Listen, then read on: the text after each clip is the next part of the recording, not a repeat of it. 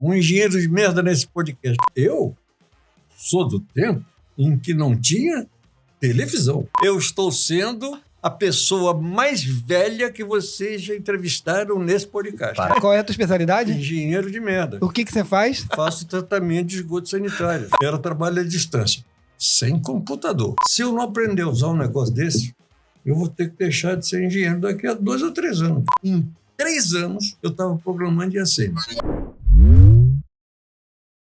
Olá, amantes da tecnologia! Seja muito bem-vinda a mais um episódio aqui do Experience Podcast, aquele podcast que tenta melhorar a sua barrinha de XP. O meu nome é Gustavo Guanabara. Meu nome é Cauê Linden. Meu nome é Benito da Rima, mas vocês não sabem disso, porque só ouviram falar, deu como Bepiro. Exatamente. Isso aí. O nickname. Depois eu explico onde é que veio o Bepiro. É, exatamente, cara. Benito Piropo, Da Rim. da RIM. É uma referência na área de tecnologia. Se você, garoto pueril, tá aí na sua casa falando assim, mas quem é Bepiropo? Nunca ouvi falar. Vocês vão ver que eu, quando estava na tua idade, começando a estudar, e que não existia internet, o Piropo é que salvava a gente, né? É bom saber. Trazia as novidades, né? A gente Exato. ficava esperando aquele jornalzinho de segunda-feira. Nossa. A gente lia notícia na impressa, né? Sujando a mão. É isso aí. Pois é, e tem gente que não consegue entender. Bom, eu sou do tempo em que não tinha televisão. Aí eu já tinha. Eu usei telefone de manivela. Você rodava a usei manivela. o de disquinho já só. Não, mas na verdade é porque já nessa época eu era criança, já havia telefone de disco, mas eu morava numa cidade pequena e o telefone era de manivela, você rodava a manivela, a telefonista atendia, você dizia, eu queria falar com fulano. Você dava o nome da pessoa e ela te conectava com a casa. Sim, a telefonista tinha que pedir. Então, para quem usou isso tudo, hoje em dia eu me assusto com o que está acontecendo de novo. Vocês têm que ser... Mas você se assusta ainda? Assusta, porque você sabe essa coisa de movimento continuamente acelerado? É aquela equação clássica de Newton que vai acelerando cada vez mais. É o que está acontecendo.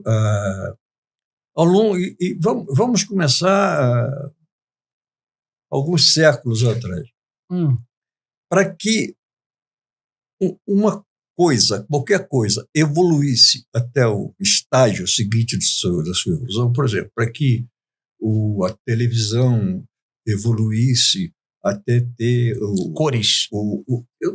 Por exemplo, até Da preta e branca para colorida. Cores, e depois da cores para alta definição, passaram-se alguns anos. Umas décadas. Bom, há alguns séculos atrás, passava séculos. Concordo. E as coisas iam evoluindo lentamente. E isso é o crescimento, chama-se crescimento logarítmico. Na verdade, não é logaritmo, é exponencial. Isso. Mas, enfim, a partir de um determinado ponto, a coisa é vertiginosa. Concordo. E eu tive a sorte, realmente tive a sorte. Eu já vivi 85% de um século. É isso aí. A gente tem a nossa categorização aqui. É verdade, você ganhou todas. Não, a Mário Monteiro era 86. É? Foi quem? segundo. Foi o Mário Mário? Monteiro, 86. Não, o Mário Monteiro foi entrevistado aqui com 84. Era o que eu ia dizer. Eu estava esperando que vocês me perguntassem. Então. Caraca, ele veio Aí, preparado. tá Ele veio Estava preparado. esperando. Parabéns. Você é o nosso dinossauro. Eu estava esperando que vocês me perguntassem o que você está fazendo Exato. agora. E eu dizia, Isso, vamos agora lá. eu estou sendo a pessoa mais velha que vocês já entrevistaram nesse podcast. Parabéns, Caraca. parabéns. Então, a gente não chama de mais velho aqui. Não, A gente chama de mais sênior. Eu chamo de mais usado. Mas o Mário Monteiro, ele agora está com 86. Então eu errei. Então eu me equivoquei. Você está falando com toda Mas convicção. Eu já estou com 85. Ele disse que tinha 84, eu vi o... Não, beleza. É que eu escrevi a thumb. E daí na thumb eu achei que eu tinha botado 86 anos dando aula em tantas faculdades, então, para tantas turmas. Não, 84 anos 84. dando... Tá Então, eu é que estou com memória ruim. Eu sou mais velho. Eu já estou me acostumando a ser mais velho, uma pessoa de coisa. Não é muito bom, não. Mas, enfim, e vivi quase um século. Sim. E aí você vê... Você consegue ver o parâmetro, o né? telefone eu evoluí da Sim. manivela para o disco, e do disco para o telefone portátil, e do telefone portátil para o telefone celular. E o telefone celular, quando começou, Era em carro. Tinha que estar num carro, uma maleta. Sim, mas era um telefone. Sim. Hoje em dia, eu tenho um telefone celular que não fala. Uhum. Ele não é feito para... Ele foi feito para isso. A última coisa para ser usada é mas falar. eu uso para programa de aplicação financeira, de banco, porque eu não ando na rua com ele. Então, ele é um computador. Sim. E essa evolução foi... Para pensar, vocês já pegaram isso? Não, essa evolução sim. foi estupidamente rápida. Sim. Não, minha pergunta foi mais o seguinte. Depois de tudo que você viu, ainda consegue se impressionar com algo que vem ou meio que já, tipo... Porque eu vou te falar, eu tenho a impressão, assim, com a tecnologia, eu não me surpreendo mais. Eu me surpreendo com os danos que eu vejo com a tecnologia causando. Isso Só dano? Eu às vezes me impressiono com... Muitas coisas positivas, sem dúvida, desculpa. Mas é que é o seguinte, nós aqui, para a gente usar um computador, exigia um aprendizado. A gente tinha que aprender um monte de coisa para poder ligar o computador e o computador funcionar. Então, quando você mexia no computador e aprendia a mexer, você tinha estudado pra caraca. E hoje é tanta facilidade e tanto atrativo que as pessoas meio que banalizam o estudo. Assim, elas não só sei, banalizam. Às vezes parece que eu sou meio bobo que eu falo não sei, isso. não. Não. É isso mesmo. As pessoas não só banalizam, como também não percebem, não fazem a menor ideia do que está por trás ou do que está dentro de um telefone celular. Eu acho que diminuiu a curiosidade que a gente tinha de como é que isso está funcionando assim? Eu sempre tive isso. Isso, eu desmontava também, tudo. E a gente não vê hoje a galera fazer isso, né? É a tua história. A galera não quer nem instalar um sistema operacional, cara. Tem jovens que falam, vou te dar um computador. O celular já basta. Não é, tipo assim... não querem nem saber o que é um sistema operacional. Sim.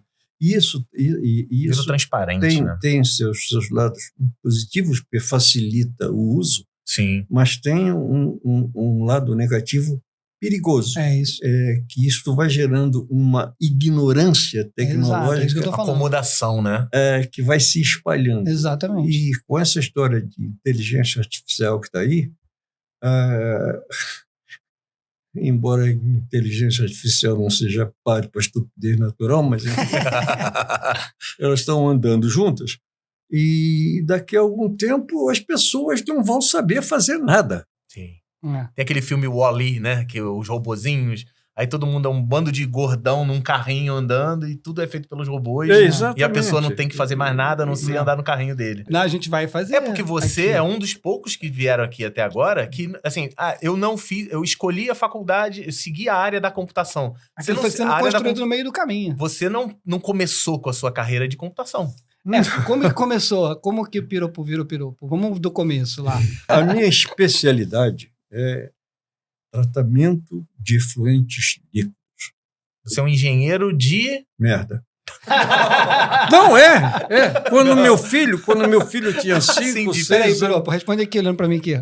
Qual é a tua especialidade? Engenheiro de merda. O que você faz? Faço tratamento de esgoto sanitário. Saneamento de merda. Quando meu filho tinha 5, 6 anos de idade, eu só saía com ele, quando saía domingo, eu às vezes visitava as minhas estações de tratamento que eu operava. Os operadores ficavam contentes porque achavam que eu estava levando meu filho e não percebiam que eu estava fiscalizando o trabalho dele. Sim. O que seu pai faz? Ele é engenheiro. Mas quem é engenheiro? Mecânico? Não, ele é engenheiro de merda. Porque ele entrava nas estações de tratamento de esgotos que eu operava e fiz isso. Eu comecei a trabalhar nisso em 1959. Nossa.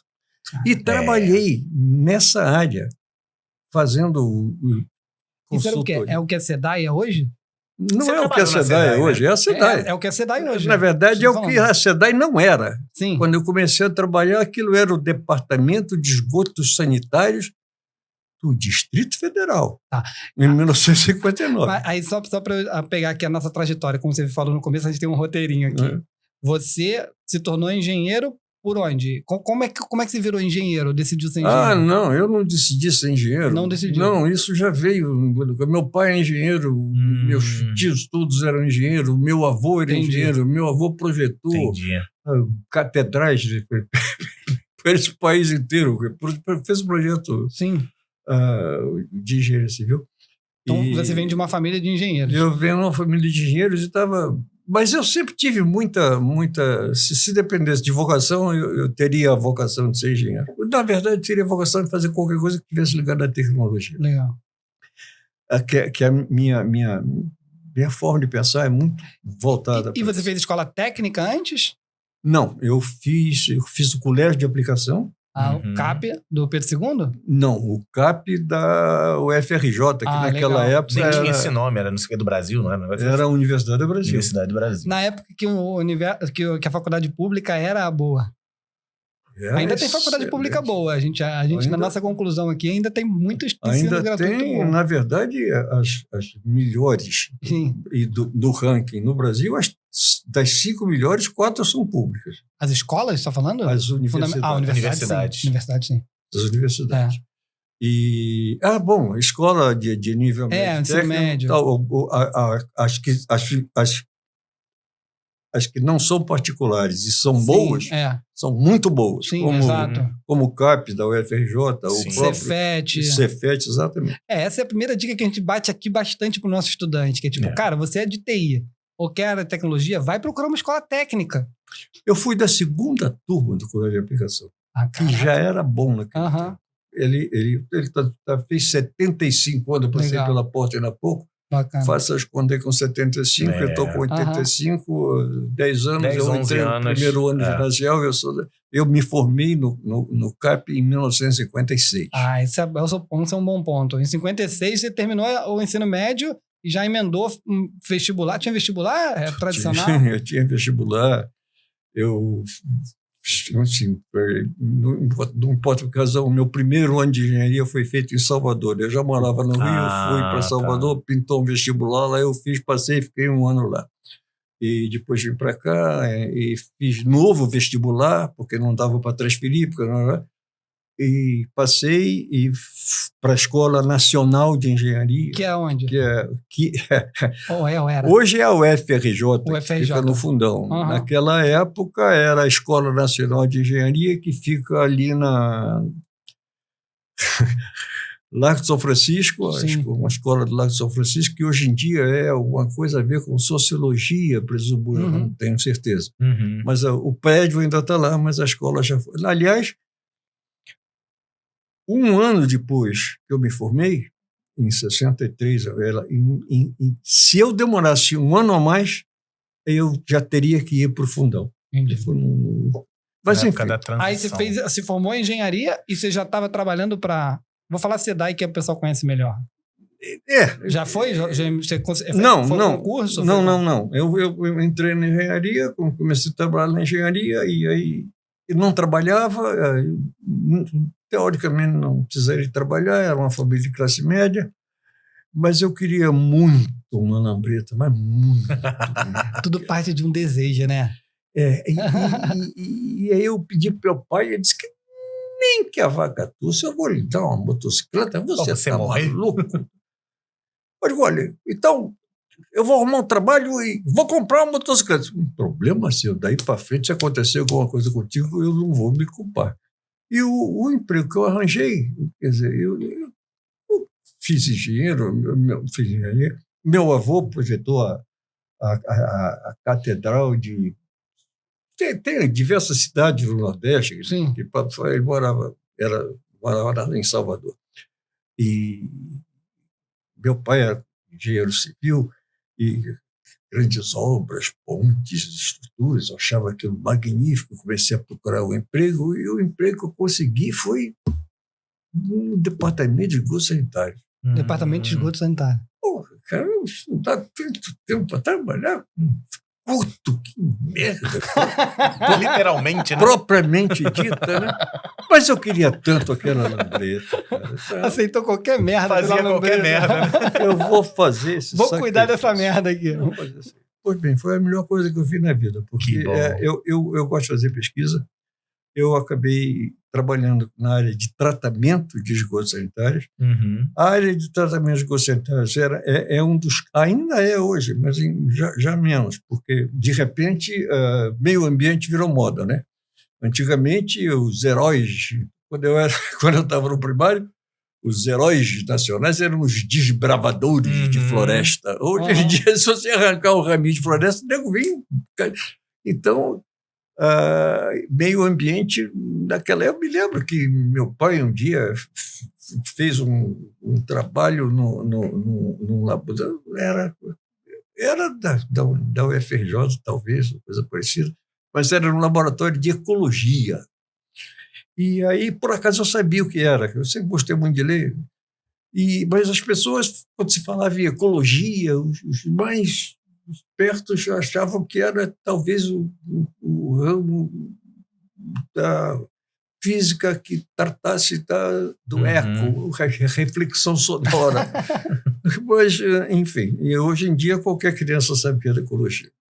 Então, o meio ambiente veio ganhando importância e principalmente esgoto sanitário, água... Tudo a ver com a tua área. Quando falta água, todo mundo reclama. Se não tem esgoto, ele mal sabe que não tem esgoto. Um dia ele descobre, reclama um pouquinho, deixa para lá. Mas se faltar água uma semana na casa dele, ele vira bicho. Verdade. Então, o esgoto não era um negócio tão... Até hoje, né? Até hoje, sim, até hoje. Mas o fato é que essa pouca importância fazia que ele tivesse pouco valor técnico, inclusive. Então, a tecnologia nessa área sempre foi mais atrasada. E evoluiu muito rapidamente nesses anos em que eu trabalhei nela. Então, eu consegui fazer pesquisa e criar coisas tecnológicas que, na época, não existiam e passaram a ser úteis depois. Tecnológica que você cita não envolvendo computadores ainda, não, nada disso. Não, ele vai entrar daqui a pouco. Mas, enfim, experiências com estações piloto e novas tecnologias de tratamento. Eu fui bom nesse troço. Eu fui consultor da organização, da Pan American Health Organization, que é a Organização Pan-Americana de Saúde, que é das Nações Unidas. Fui consultor de diversas empresas, dei cursos no exterior, México, Chile, Peru. Enfim, eu era bom nisso. Escrevi agora, 2 anos atrás, eu publiquei um livro, Técnica de Tratamento de Esgotos, mas não foi o Bepiropo, foi o engenheiro Benito Darim. Está à venda na Amazon. Mas, enfim, eu publiquei um livro técnico. Qual é o nome do livro? Técnicas de Tratamento de Esgotos. Enfim, e trabalhava nisso. E um dia, como é que eu fazia? Eu trabalhava na SEDAI. Uma pergunta que não quer calar, você comprou a motinha? Claro! Tá. Claro. Vamos nessa. Evidente, minha lambreta. Desculpa, antes que eu esqueça, né? Vai não, que... Eu trabalhei. Eu deveria ter me aposentado em 2019. Porque se eu me aposentasse em 2019, eu teria trabalhado 60 anos na SEDAI. Mas em 2017 apareceu lá um programa de demissão voluntária, uma série de atrativos. Eu não deixo sair logo, porque eu para privatizar ia virar bagunça, eu saí. Saí enquanto saí na hora certa. Coisa, mas né? trabalhei 58 anos na SEDAI. E como é que eu pude trabalhar 58 anos na SEDAI e ser consultor de empresa? Fácil. Era trabalho à distância, sem computador. Trabalho remoto sem Skype. Como é? Vamos projetar uma estação de tratamento, especificamente essa que eu vou comentar agora. Foram uma das estações de tratamento para o Rio Grande do Sul, estação de tratamento de Santa Maria. Num fim de semana, eu pegava um avião, eu ia a Porto Alegre, visitava o local da estação, você tem que vai projetar a estação, você conhecia o local, pegava todos os dados, etc., voltava para o Rio, e trabalhava em casa. À noite...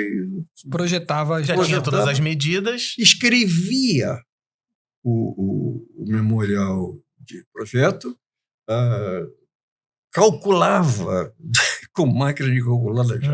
Dessa altura já tinha máquina de calcular eletrônica. Né? Era HP? Da HP? Não, eu não gostava da HP, não, porque tinha aquele método de enter, não sei o quê. Isso, chatão. Eu achava aquele bem chato. Eu tinha uma Cássio, muito boa opção.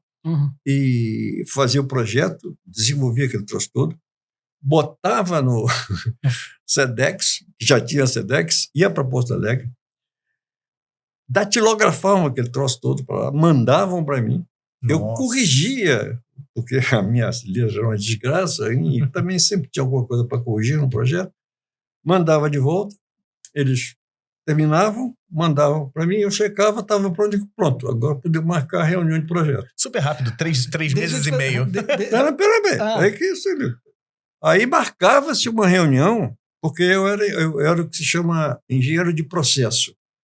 Eu fazia cálculos elementares para mostrar qual seria, naquela situação específica, qual seria o processo de tratamento mais indicado por atender as especificações técnicas e ser o mais barato que atender as especificações técnicas, e escolhia o processo e dimensionava todas as unidades daquele processo. Então, isso ia para lá, e aí marcava-se uma reunião com o cara da hidráulica, que ia dimensionar tubulações, o cara da eletricidade, que ia eletromecânica, que ia dimensionar bombas. A galera que ia fazer mesmo, efetivamente. Você planejava tudo, quem ia fazer... Não, que ainda ia dimensionar os canais, e potência de bomba, esse tipo de coisa. Aí sentava todo mundo na mesa e discutia esse projeto. E numa dessas reuniões, um cara disse, olha, está tudo certo o projeto, tudo bem, mas se você fazer um tratamento, basicamente remove coisas da água potável que você transformou em esgoto, certo? Então, você, areia, uma série de impurezas, tá? Remove, transforma e trata. A primeira coisa que tem logo na entrada é uma grade para remover porcarias de grandes dimensões, e depois uma caixa de areia para remover areia, que corrói bomba. Né? E o resto. Então a caixa de areia está logo na entrada. Aí eu disse, se você pegar sua caixa de areia e levantar essa caixa de areia uns 2 metros, você vai economizar uma elevatória, porque você consegue descer daí até o rio e não precisa bombear para trás. Cara, você tem razão. De fato, você tem razão. Eu vou redimensionar isso. Mas, olha, vamos ter que esperar a semana que vem, porque a caixa de areia está logo na entrada, essa alteração... Tudo gera recálculo, né? Vai afetar o que vem depois. Eu vou dar uma semana. Aí um garotinho barbudinho que sentava lá no final da mesa de reunião, geralmente ficava quieto a reunião inteira. Ele disse, não. Amanhã eu trago isso redimensionado. O projeto foi meu. Eu demorei 15 dias para calcular esse troço todo. Como é que esse menino vai trazer amanhã o meu projeto? Tá bom, então traz. E no dia seguinte eu voltei, ela estava tudo redimensionado certinho. Terminei as discussões técnicas todas. Depois que terminou aquilo tudo, eu chamei o garoto e disse, cara, como é que você faz? Que mágica foi essa? Isso não é planilha. Eu digo, o que é planilha? Não, planilha eletrônica. Lotus 1, 2, 3. Não, antes disso. Lotus, você veio muito depois. Era Supercalc. Supercalc, Multiplan. Não, era Supercalc. Aí negócio de computador, vamos dar uma olhada nisso. Eu fui lá, olhei o cara. Se eu não aprender a usar um negócio desse, eu vou ter que deixar de ser engenheiro daqui a 2 ou 3 anos. Verdade. Esse troço vai dar certo. Aí... Mas era que tipo de... Era computador portátil? Era micro? Não, era um PC. Já tinha o PC foi nessa lançado, época, né? O PC foi lançado em 12 de agosto de 1981. 81. Pela IBM. O ano que eu nasci. Antes disso, você tinha as máquinas de 8 bits, cada uma com seu sistema operacional. Enfim. Mas o PC, em 12 de agosto de 81. Aí eu cheguei... foi em... Caríssimo, já era um IBM PC. Era, sim. Que legal. Isso deve ter sido em 84 para 85. Que eu me lembro que eu cheguei no Rio, comprei um computador. Já estava na época de reserva de mercado? Só. Só estava na época de reserva de mercado. Eu peguei esse finalzinho. Peguei o finalzinho de reserva de mercado. Eu tive sorte que eu fui consultor há muito tempo e fazendo essa viagem de vida em final de semana de uma empresa em Porto Alegre, Magna Engenharia. Aí dá para trazer, né? E aí toda vez que eu voltava depois que eu comprei meu computador, toda vez que eu voltava de Porto Alegre, eu voltava via Foz do Iguaçu. Então parava em Foz do Iguaçu, atravessava e comprava. Tinha que comprar e que não podia. Já vivemos isso. A gente conhece essa história aí bem. Já vivemos isso. Pois é, no Paraguai. Mas, enfim. E aí, assim que eu cheguei de volta, eu comprei um computador. Eu me lembro que isso foi na época do congelamento de preço. Então, foi em 85, eu acho. E eu comprei um MSX. Da Gradiente? Da Hotbit? Não. Era o meu era o MSX da... Era o outro, só tinha dois. Tinha Panasonic, Gradiente? Não, Panasonic não. Era Gradiente... Não, era Gradiente. Sim. Mas o Hotbit não era. Hotbit. Mas não era Hotbit. O Hotbit era da outra empresa. O meu era Gradiente. Sim. Cheguei até... Tinha uma planilha para ele, mas não era o PC. Eu desisti dele quando eu fui ao Japão. Sim. Estava satisfeito e tal coisa. O Japão era a terra do meu sonho conhecer o Japão. Vale a pena. De verdade. Vale mesmo a pena. Mas com essa história de informática e trabalhando numa área onde havia tecnologia de ponta, que era tratamento de gosto na época, eu me dedicava à tecnologia de ponta, eu viajei o mundo inteiro com alguém me pagando passagem. Que bom. Muito bom. Meu sonho 2. Deixa eu só trazer para o nosso público, que às vezes aqui a gente tem um aluno que ele procura o emprego ideal, né? Tipo, aí na tua história tá falando assim, pela lambreta, você aceitou um emprego de tratamento de bosta. Não era o que eu queria. Não era o que você queria. Mas isso te proporcionou... Viajar o mundo. Conhecer computador. Ainda nessa área. Ser um profissional respeitado, autor de livro didático. A gente vai chegar lá nessa área. Enfim. Você chegou a dar aula nessa área também? Você deu aula disso na PUC, não foi?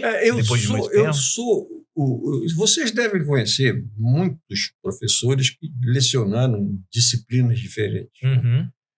Eu fiz isso, mas eu garanto para vocês que eu sou o único professor que eu lecionei áreas diferentes, na cursos. PUC e na UERJ, a disciplina de tratamento de esgoto. Na tua área de formação? Na universidade, na Unig e naquela que... Gama Filho. Na Gama Filho. Arquitetura de computadores. Vocês não vão encontrar mais ninguém que tenha lecionado essas duas disciplinas. Verdade. Ao mesmo tempo. Liga pro Guinness. Cheguei lá no Japão e digo, agora eu vou comprar tudo quanto é acessório, disco rígido, que aqui não tinha. Era fita cassete. E eu, naquela época, já era um cara respeitado, porque eu fui a convite de uma empresa que produzia equipamento de tratamento de esgotos para visitar as instalações dela lá, para que eu, aqui no Brasil, servisse como referência quando eles precisassem de indicar alguém. Quem conhece? O engenheiro Benito lá no Rio conhece. Então, tinha um garoto, um engenheiro informático que foi indicado para me acompanhar todo lugar que eu ia para o Japão. Nem todo mundo no Japão falava inglês, muito menos do que eu esperava, inclusive. Eu participei de uma reunião técnica nessa empresa com 10 pessoas, das quais pelo menos 7 não falavam inglês, tinha tradutor. Eu achei estranho, mas Akihabara. Que é o centro de tecnologia lá, né? É a 25 de março, a Uruguaiana de lá. Não, é só tecnologia mesmo. Então, a nossa Uruguaiana. Então, tinha lá um prédio, era uma loja. Não é 25 de março, é a Santa Efigênia. Sim. Santa Efigênia. Vamos comprar acessório para o MSX.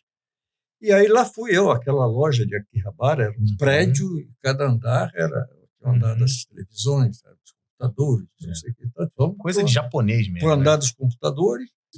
E aí eu explicar para o garoto o que eu queria para o MSX, e o pai os caras nem tinham ouvido falar. Pô, essa, o MSX. Até que tinha um cara. MSX. Não, o senhor está no andar errado. Mas como estou no andar errado? Não, isso está no andar dos videogames. Entretenimento. O MSX era uma máquina para jogar videogames. Era um brinquedo. Tinha um editor de textos bem razoável até. Tinha uma planilhazinha simplória, mas eficaz. Eu cheguei a fazer alguns projetos, né? Mas era joguinho. Então, quando eu voltei para o Brasil, a primeira coisa que eu fiz foi comprar um PC. Eu comprei o PC e... não comprou lá no Japão, não? Não. Eu comprar PC no Japão? Sei lá. Enfim, comprei um PC. Videogame, tudo bem, né? Não, porque eles, na época, eles não... Acho que a IBM não chegava no Japão para vender. Chegava, mas... enfim, era mais fácil trazer dos Estados Unidos. Era mais fácil comprar no Brasil um montado aqui. Porque se fosse trazer dos Estados Unidos, não um IBM mesmo. Ia pagar uma baba. Era o IBM PC compatível. Ia comprar exatamente um clone.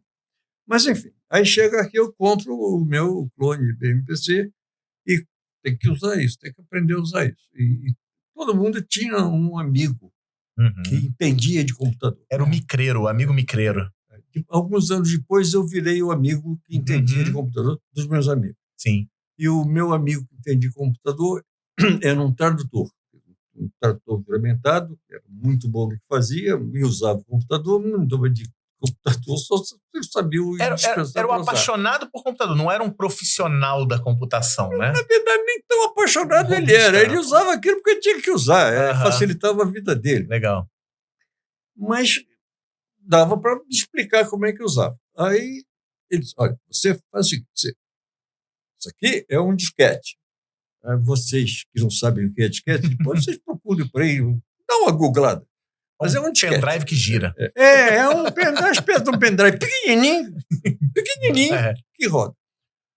Aí você, para usar antes, você tem que formatar. E o que é isso? Não sei, mas você enfia ele na máquina e escreve. Formate a dos pontos. Agora, se você pretende botar o sistema operacional dele, /S. Aí você vai formate /S. E assim eu lembrei disso. Poder criar e aí eu ia anotando aquilo e ficava feito uma cabala. Abracadabra, faz isso. Eu, porra, eu não posso me entender com uma máquina que manda em mim. Eu vou me entender com a máquina e eu tenho que fazer a máquina funcionar. Eu tenho que mandar na máquina. É a visão de um engenheiro mesmo, né? Bom, eu costumo dizer que eu acho que hoje ainda está assim. Se você começar hoje a se enfronhar em tecnologia da informação e tiver capacidade de aprendizado rápida e conseguir aprender tudo o que vai saindo de novidade, em 3 anos você domina inteiramente a área. Porque a tecnologia, nessa área, a tecnologia está se renovando de 3 em 3 anos. Hoje, talvez menos. Em compensação, como eu parei de escrever sobre tecnologia há mais de 3 anos, hoje em dia já está menor ideia muita coisa, do que está rolando por aí. Mas, em 3 anos, eu estava programando em Assembly. Legal. Cara. Porque mas aí não é para poder dominar a máquina, é porque aquilo me fascinou. Aquilo virou meu hobby. Mas assim, é porque hoje, se eu decido programar em Assembly em X meses ou em 1 ano, eu tenho YouTube, eu tenho manual, eu tenho documentação online, eu tenho fórum, eu teria um monte de coisa para aprender. Como você aprendeu? Eu falei que viajava? Pois é. Eu comprava livro em inglês nos Estados Unidos quando estava acabando de sair. Era a única maneira. Era a única maneira. No no Brasil, não existia. Existia uma publicação sobre computadores, que era a Microsistemas. Nossa, eu com 15 anos eu publiquei aqueles jogos em uma linha em Basic. Que legal. Eu mandava para eles por carta, que era o único jeito, né? Um joguinho de uma linha, era um bonequinho que pulava pedrinha, tipo o dinossauro do Eram dois todos os editores do Microsistema. Um deles chamava-se Renato De Giovanni. E você conhecia eles? Não, eu você fui conhecer. Você lia e... Fui conhecer porque eu escrevia perguntando coisas, eles respondiam. Tinha uma sessão de cartas, né? Eles respondiam as cartas que... O curso de Assembly que eu fiz foi Assembly para o MSX e com o Renato De Giovanni, que foi o professor. Legal. E era a única publicação em português. O resto, algum tempo depois apareceu o Caderno de Informática do Estado de São Paulo, depois veio do Globo. Mas antes do Caderno de Informática do Globo, tinha a coluna da Cora Honey no Jornal do Brasil. Cora Honey é uma para vir aqui também. Que era o meu... Quando chegar lá no final, né? Exatamente. A coluna da Cora era interessantíssima, porque a Cora não era tecnológica. Sim. Ela era o usuário entusiasta padrão. O que eu lia da Cora, a sensação que dava era assim, ela era uma pessoa que usava o computador e você já era uma pessoa um passo acima, não acima de ser melhor, era um passo mais técnico do que ela escrevia. Tanto que eu li o seu antes. Mas eu quando lia só tinha o da Cora. E de vez em quando, a Cora, como ela não era técnica, pelo contrário, ela era uma das pessoas com mais extensa cultura geral que eu conheço, mas nada a ver com tecnologia. Ela falava a respeito do prazer e da vantagem de você utilizar computador para fazer determinadas coisas em casa. E de vez em quando ela escrevia para ter isso, mas como será que se faz? E aí, nessa altura, porque no começo eu lia para aprender. Você tinha o seu amigo lá que já ajudava. Depois que eu fui ajudando, fiz um curso de montagem em São Paulo. Comecei a estudar com um livro em inglês, não sei o quê, já estava começando. Eu comecei a ser o cara que entendia de computador. De vez em quando eu escrevia para elas. Ajudando ela. Eu explicava. Que legal. E aí, de vez em quando ela me telefonava, eu não me atrevia a pedir o telefone dela, porque... Aí a pessoa fala assim, mas como que a pessoa te ligou e você não sabe o número dela? O jovem, não existia esse tipo de coisa. Eu não tinha telefone celular, não. Eu ligava, falava com ela no telefone do Jornal do Brasil. Tanto que um dia ela disse, então, eu encerro aqui minha participação, e passou para uma outra pessoa que não entendia absolutamente nada e continuou na coluna dela. A coluna dela chamava-se... A coluna dela era no JB? JB. Tá. E agora, como é que eu vou me comunicar agora? Porque eu tinha o telefone dela no Jornal do Brasil. Não está mais aí. Que pena, uma pessoa tão agradável de trocar ideias. E um dia ela me telefona. Eu digo, agora, poxa, que bom você ligar. Não, eu estou te ligando porque eu fui convidada para ser editora do Globo, vai criar um caderno de informática, etc. Eu fui convidada para ser editora. Legal. Poxa, agora, que bom, agora eu vou poder voltar a ler você. Ela disse, eu estava pensando um pouquinho mais do que isso. Sério, Piropo? Que maneiro. Sério. E me convidou para ser colunista. Eu digo, olha, agora eu só escrevi até agora para publicar artigo e trabalho técnico sobre esgoto. Eu só entendo merda, mas... E nesse processo todo, você fazendo seu trabalho de engenharia. Sim, claro. Normal, né? Era só um... Claro, isso era um hobby. Sim. Isso era meu hobby. Assim, era meu hobby, mas eu já estava começando a usar para desenvolver meus projetos. Sim. Mas para desenvolver projeto de engenharia de computador, ninguém precisa programar em Assembly. Você virou o cara das planilhas depois. Agora, eu sou aquele cara que apresenta a planilha para os outros engenheiros. Eu não consigo usar uma coisa que eu não saiba como é que funciona. Legal, também sou assim. Eu fiz, quando eu comecei a mexer com fotografia, eu acabei montando uma câmera escura. Câmera escura! Né? Câmera escura, crianças, era um negócio que se usava para revelar a fotografia. Só podia ter uma luz vermelha dentro. Sabe o que é revelar a fotografia? Google. Eu não vou explicar que nunca é muito comprido. Mas, enfim. Aí... Se não, eu vou aceitar porque é um convite honroso e a ideia me agrada. Legal, você já era consumidor do conteúdo da Cora. Mas se não der certo, você me avisa na maior tranquilidade. Olha, não deu certo. Não foi legal. E aí eu fiquei pensando, eu sou já era, na época, consultor internacional de tratamento de esgotos, que é uma coisa que pouca gente entende. Agora eu vou virar colunista de tecnologia. Mas em nenhum momento você pensou em desistir da engenharia. Era meio que tipo um complemento. Não era uma migração de carreira. Não. É minha sobrevivência. Sim. Jornalista, infelizmente, ganha infelizmente. Isso era o quê? 91? Isso foi exatamente em 91. Porque era a época que eu comecei a ter contato contigo. Exatamente em 1990, em março de 1990. Eu acho que o primeiro número saiu em 5 de março de 91.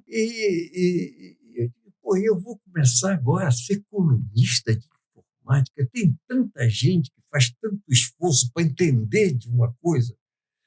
Ninguém entende porra nenhuma. Tem uns caras que fazem um esforço danado e entendem de uma coisa.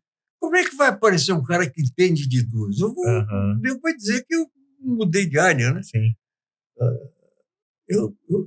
Síndrome do impostor. Eu vou ter que arrumar um pseudônimo. Ah, verdade. Abre parênteses. Você conhece provavelmente o Dicró. Dicró, meus amigos, ele já não está mais conosco, né?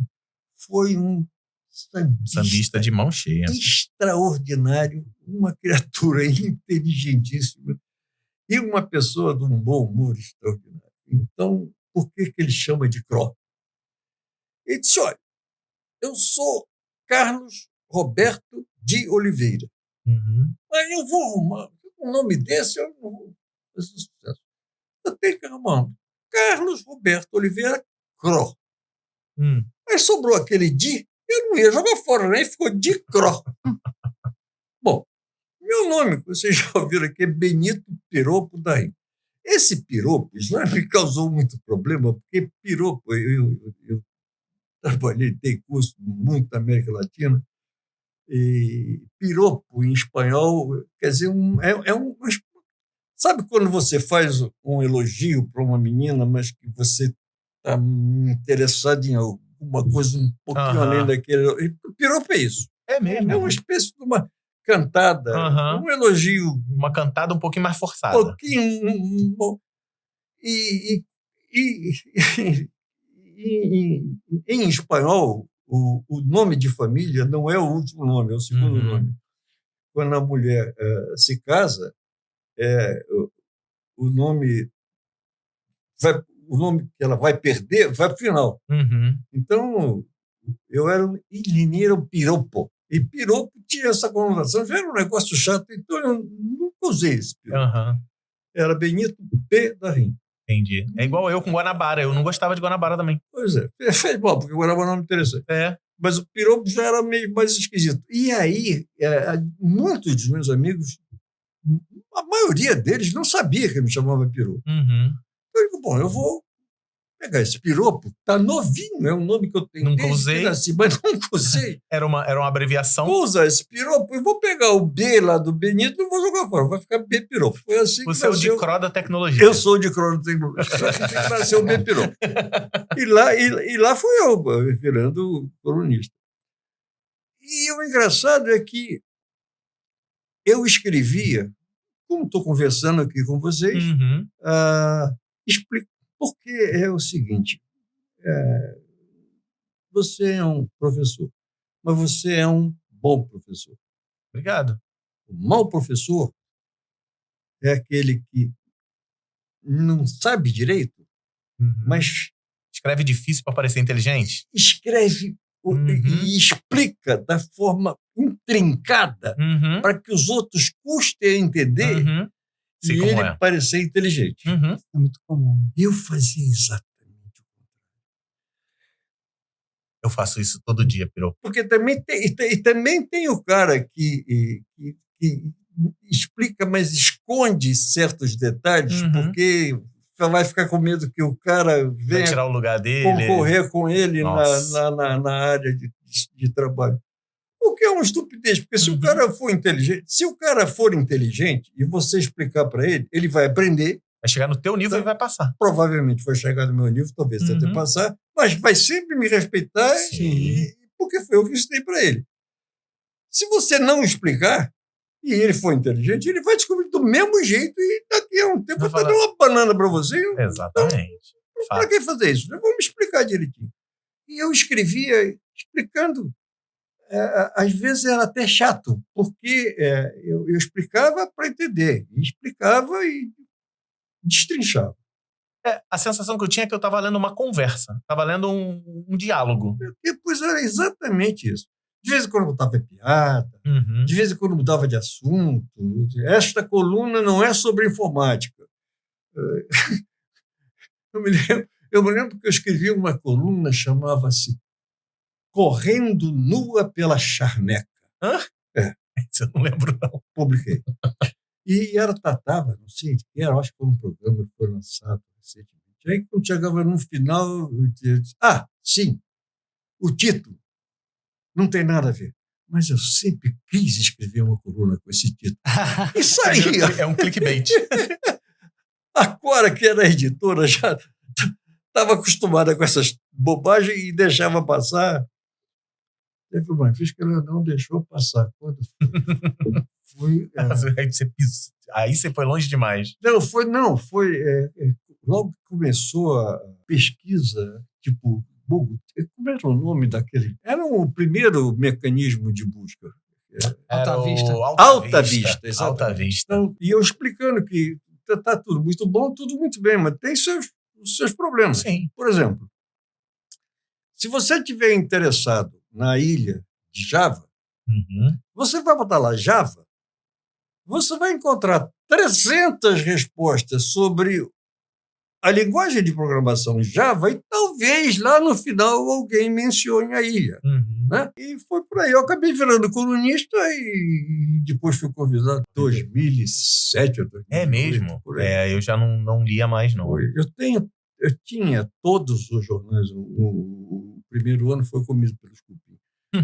Ainda tenho os cadernos de informática. Depois acabou o caderno de informática. Eu vou pedir eu lembro que assim, eu separava o jornal, já as partes do esporte e do caderno de informática. Já sabia. O jornal era um calhamaço, né? Sim, desse tamanho aqui. Aí contava tantas páginas dessa aqui que eu quero e essa aqui que eu quero. Eu deixava o resto pro... Mas eu lembro de eu pegando o caderno de informática, aí tinham vários bacanas. Tinha o Cat, tinha você. E aí a gente ia lendo as que a gente mais gostava e depois vinha um monte de anúncio. Tipo assim, tinha 4 páginas de conteúdo e 20, 30 páginas de anunciantes de computador, de peça de informática. Mas o objetivo da história... O Globo não é e não era já uma organização... sem fins lucrativos. Sim. O objetivo do caderno de informática era os anúncios. Na verdade, ele era para ser... Você lembra do Jornal do Brasil, quando a página da frente era só anúncio? Não, isso eu não lembro, não. O Jornal do Brasil, durante muitos anos, por tradição, a página principal era só anúncio. A página da frente era só... Depois... A página da frente, a primeira coluna da esquerda e embaixo, só essa podia ser. Era só anúncio. Anúncio classificado. Sim. Que era o chamado L. Você tinha que pagar mais para o teu anúncio sair no L. No L. Por quê? Porque o jornal era um veículo, nessa época, já era um veículo para anunciar, para fazer publicidade. A gente... Quer comprar um carro, você tinha que comprar um jornal. Então, porque tinha os anúncios de carro no jornal. Exatamente. Quando eu ia comprar um computador, eu tinha que financiar lá em 12 vezes, 20 vezes para eu comprar, eu via o caderno e depois ia anotando. Esse PC aqui, esse aqui, esse aqui, esse aqui. Depois eu ia ligar para as lojas para ver como que ia negociar. Qual é a ideia do influencer? Existem influencers porque há idiotas. Mas o que são os influencers? São as pessoas que atraem leitores. Sim. Alguns até que não são idiotas, mas enfim. E eles ganham.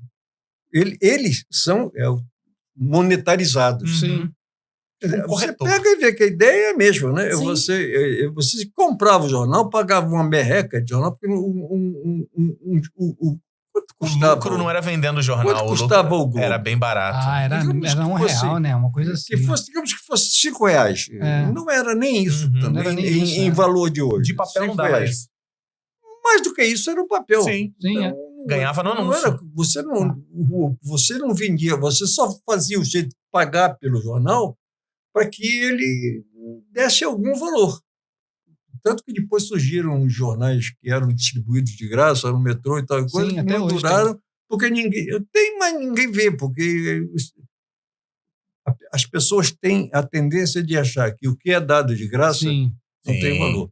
Voltando para a engenharia sanitária, um dos subprodutos do tratamento de esgotos, e não é um subproduto, na verdade é um resíduo, é o lodo removido de esgoto. É uma matéria sólida, com um enorme conteúdo orgânico, que é um pecado você jogar ela fora, porque é um adubo bastante... Não chega a ser um adubo, porque para ser adubo tem que ter uma certa proporção correta de nitrogênio, fósforo e potássio, que é o fator NPK. Mas é um regenerador de solo excelente, você joga fora. Joga fora, desperdício. Porque se você der, ninguém quer. E o que eles fazem na Filadélfia, por exemplo? Eles usam o lodo de esgoto, empacotam num negócio que chama-se Filarganic, e vendem baratíssimo.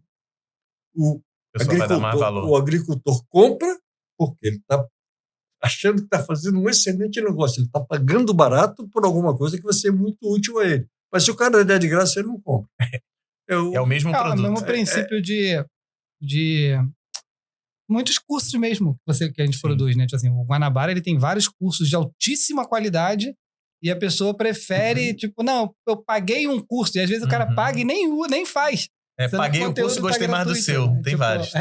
Exatamente. E tem os cursos gratuitos que estão lá disponíveis, mas é claro que você que bota um curso gratuito lá está ganhando alguma coisa. Sim, tem anúncio. Não vamos contar para ninguém que são os anúncios. Mas eles aí reclamam. A ideia do caderno de informante era essa. É isso.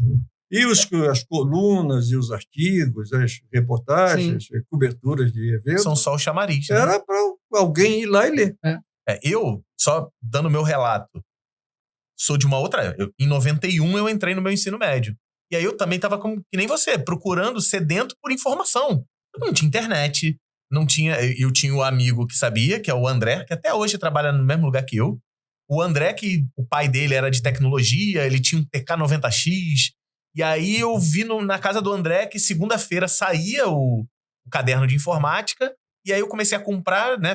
Fiz meu pai dar o dinheirinho lá para comprar o jornal da segunda-feira, e eu separava na segunda-feira só o jornal de informática, e aí eu fazia essa rotina. Eu lia a tua coluna, lia da Cora, e aí depois eu ia lendo o restinho e tal. Eu lia até os anúncios. O anúncio não, porque a gente não tinha dinheiro para comprar o negócio. Mas o anúncio era bom porque você se mantinha informado do que estava acontecendo.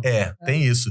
E para mim era uma das principais fontes mesmo de saber aprender coisas novas da minha área para não ficar só na sala de aula que os professores estavam falando. Exatamente. E daí eu lembro quando... Então, o que eu ia falar? Eu pegava o jornal e daí tinha esse monte de anúncio. E com o tempo, os anúncios foram diminuindo. Chegou um momento que eu falei, caraca, já não tem mais nada de anúncio. E acabou o caderno de informática. Acabou o caderno de informática. E hoje em dia você pega o Globo de hoje e compara com... Nem tem caderno de informática hoje em dia. Olha, não, né? O caderno de informática já acabou. Acabou há muito tempo. Virou para dentro de ciência. Há mais de 10 anos. Mas... Há muitos anos que eu não pego um jornal. Pega Na casa da minha avó ainda tem assinatura do Globo. Você sabe que você pode comprar na banca um jornal sem tinta tóxica? É mesmo? Para você poder usar para o seu pet? Isso eu já vi já. E por que existe isso? Porque antigamente você comprava o jornal e em vez de jogar fora, você usava. Hoje em dia não tem mais, não. Você, para poder botar o jornal pro pet, ele tem que ir na banca. O cara compra fraldinha na Pets lá. Comprei ontem. Isso não é bom. Não, isso não é bom porque as pessoas estão... criando um produto plástico para poder... Não, pior do que isso. Estão tratando o pet como filho? Estão desaprendendo de ler. Sim, isso é fato. Isso é verdade. Isso o nosso slogan secreto do curso em vídeo é curso em vídeo. Se tiver escrito, ninguém vai ler. Exatamente. E se tiver escrito num telefone celular, num tablet ou num computador, ainda há quem leia. Sim. Mas se tiver escrito em papel, Outro dia eu estava vendo sensacional isso daqui, rapaz. Você não tem que carregar, você não... Kindle. Não chama livro. O Kindle eu carrego uma vez a cada 5 meses. Cara, eu acho assim, eu tenho um Kindle também, mas eu não tenho o mesmo prazer da leitura no Kindle do que eu tenho no livro. E o livro é a mesma relação que eu vou meio que rabiscando ele, anoto coisas nele, tipo, quando eu acabo o livro eu boto o dia que eu acabei de ler ele no final, tipo, uma relação muito diferente. Já aconteceu de eu, tipo assim, vou viajar, o livro é pesado, eu vou comprar ele digital também, para eu continuar a leitura. Mas não, mas não dá muito certo. Eu ainda só compro digital, porque... Você só compra digital agora? Vamos agora falar sério, o que eu estou fazendo agora. Na verdade... 85 anos de idade, aposentado, o que você vai fazer? Porra nenhuma. Mas, se você se dedicar a essa especialidade específica, porra nenhuma, você acaba ficando...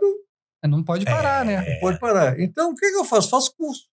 Legal. Muitos dos cursos que eu fiz com o professor Guanabara, que eu também... Que honra. A honra é minha, também sou um pequeno gafanhoto. A ideia foi aprender coisas para manter a cabeça funcionando. Exato. Que bom. E os livros eletrônicos que eu compro são só esses. Os livros técnicos, ou sobre programas, ou sobre... Porque daí também tem busca, né? Fica mais fácil. Porque fica mais fácil e eu vou usando... Eu uso 2 telas. Sim. Eu não consigo trabalhar em melhora muito a produtividade. Então eu boto o livro de um lado, o programa sobre o qual o livro fala da outra tela e vou e vai fazendo, seguindo, mão na massa. aprendendo. E eu faço muito curso. Pô, que legal, Pedro. Continuo fazendo curso. Manter a cabeça ativa, né? Tô ficando bom no Photoshop. É mesmo? É mesmo.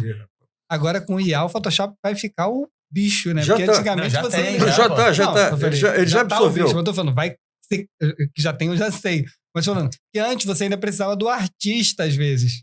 Agora você meio que consegue, tipo, que cria isso aqui pra mim, o artista ele já cria, tá dentro. Não, mas se você não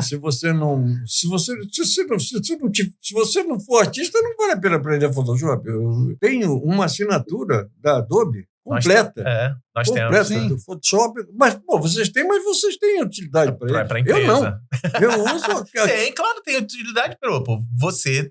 Aquele é meu parque de diversões. De vez em quando eu faço. Quem gosta muito é minha neta. Eu dou livro de presente para a Júlia, que é minha neta, desde que ela tinha 3 anos e era analfabeta. Regularmente eu dava livro para ela. E nós estamos mantendo uma tradição de um jantar semanal. Tem uma livraria lá onde a gente janta e toda vez que a gente tem o nosso jantar, a gente passa lá na livraria, eu compro um livro para ela. E ela curte? Muito. Que bom. Muito. Que bom. As pessoas que não leem ficam com um vocabulário péssimo. Sim. Não se expressam com facilidade, usam palavras inglesas como... outro dia mesmo passamos por uma loja que era Gamelândia. Ela falou, mas o que é isso, vovô? É Gamelândia. Não é. Porque você repara, se tem um A com circunflexo que soa Lândia, o outro A que está na frente não pode ser EI. Então aquilo ali ou é Gamelândia ou é Gameland. Ideia de programador. Eu lembro de uma coisa, você na sua coluna sempre chamou site de sítio. E continua chamando. Está lá o sítio do Piropo. Continua, graças aos meus amigos Cauê, Ramiro, Gustavo, agora o sítio do Piropo continua existindo por cortesia da Rochnet. Sim. E vai sempre ter um outro Piropo veio falar, Cauê, eu estou me recebendo como assim? Não, Piropo, enquanto a gente estiver aqui, teu site é... Então, relíquia da humanidade, pô.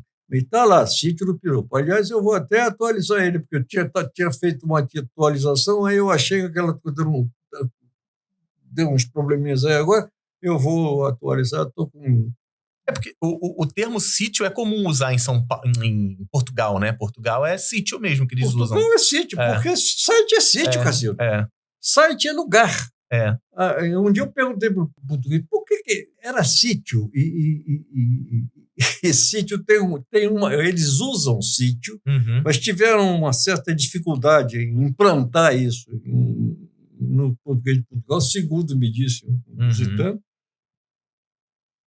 Eles não usam muito a palavra sítio, como nós também não usamos a palavra sítio no sentido de local, lugar, porque tem, sabe de uma coisa? Não gostaste? Enfia lá naquele sítio. Estou falando sério, o cara me disse isso. Eu não sei, mas... Lá naquele lugar. Mas eles usam... lá estão usando sítio. É muito comum, E você usava na sua coluna, sempre usou. Ele é um comentarista não só esportivo, eu estou tentando lembrar o nome, que ele também usava sempre sítio. Já sei quem é. É o Juca Kfouri. Juca Kfouri. Juca Kfouri também falava assim. Eu e o Juca Kfouri quase conseguimos fazer colar. Sítio com colégio. Porque essa história de você usar a palavra, tá bom. Antes, nós sempre fomos colonizados, nós, os brasileiros, sempre fomos culturalmente colonizados por outro país. Durante muitas décadas, mais de um século, foi a França. Então tem guidon, chofer, abajur, sutiã, tem centenas de palavras, centenas não, provavelmente milhares de palavras francesas que foram aportuguesadas e entraram, estão no dicionário ortográfico da Academia Brasileira de Letras. Ok, quer fazer isso com o inglês também faz. Mas se você quer chamar site de site, chama de site e escreve S-A-I-T-E, Cacilda. A minha mãe lê Email. Me manda um Email. É o que está escrito, né? E sabe que tem um cara que se chama Email? Tem Emael. Não, Email. O que descobriu foi o Cátia. Ele pegou e botou... Aqui está o senhor Email. E ele deve ter pedido licença para o cara. O cara chamava Email mesmo. Mas isso antes do e-mail. Sim. De ter e-mail no Brasil. O e-mail no Brasil começou em 1995, 96. Provavelmente é aquele negócio que a gente tinha antigamente de juntar um pedaço do nome do pai com um pedaço do nome da mãe e saiu o Email aí no meio. Ou então, você sabe de onde veio o nome a quem homenageia o senhor Walt Disney? É o Walt Disney.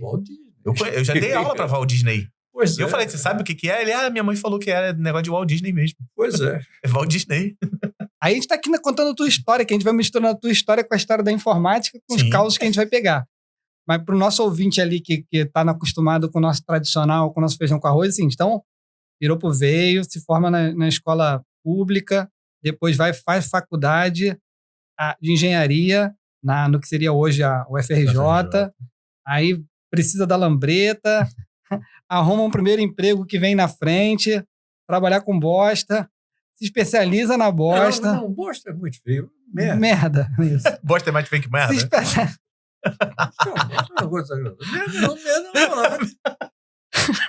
Bosta é desagradável. Não é desagradável? Merda também. Merda não. Merda, acho que você tá acostumado. Pra mim é tudo a mesma bosta, ou a mesma merda. O pior é o cheiro. As pessoas entravam numa estação, visita a estação. Que delícia. As pessoas dizem, que cheiro. Nem sente mais, né?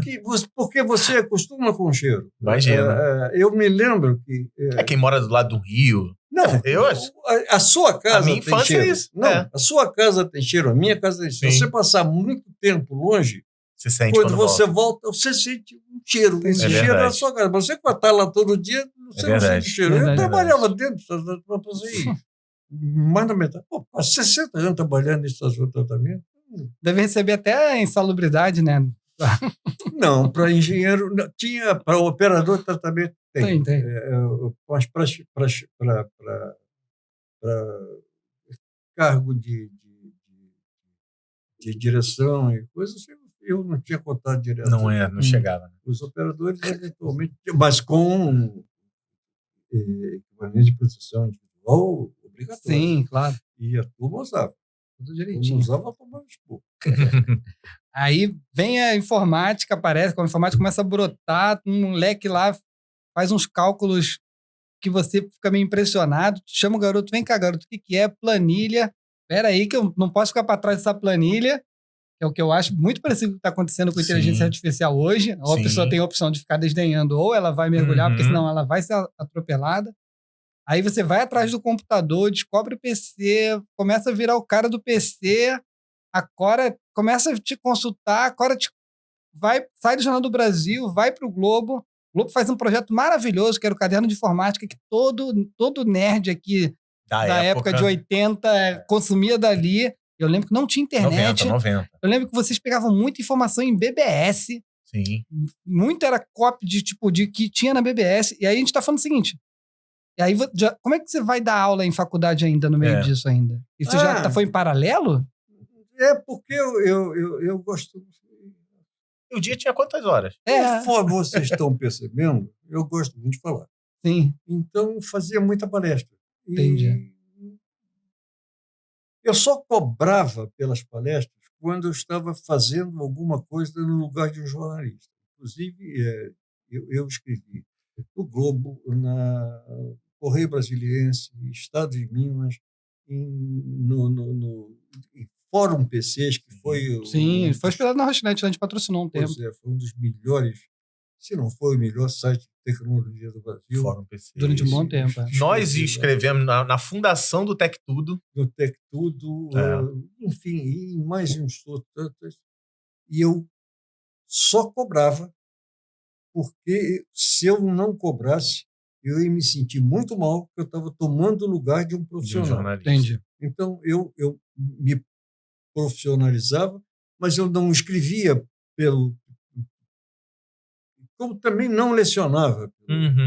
Pelo dinheiro. Não, eu falei, tem um corte meu que está rodando aí, se você for lecionar pelo dinheiro, você vai se frustrar muito. Nunca. O dinheiro não vai vir. Foi sempre pelo prazer. Porque é um parênteses que eu vou voltar para a questão de você dar aula. A melhor forma. E por que eu dava aula de tratamento de esgotos e de tecnologia de informação?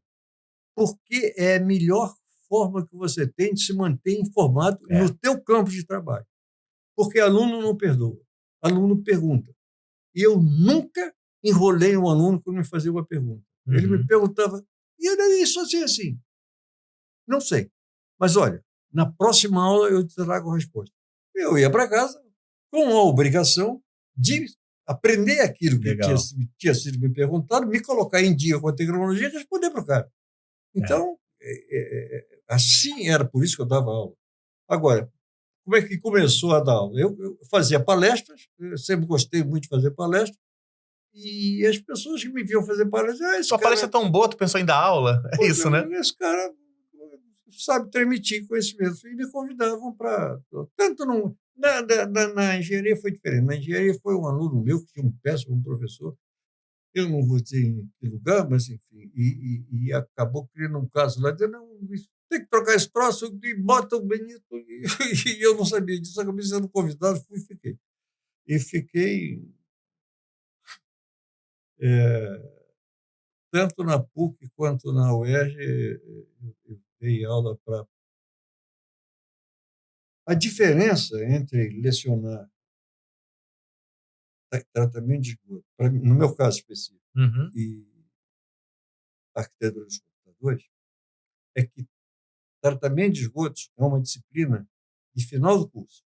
Eu dava aula praticamente para colegas. Já estava quase pronto.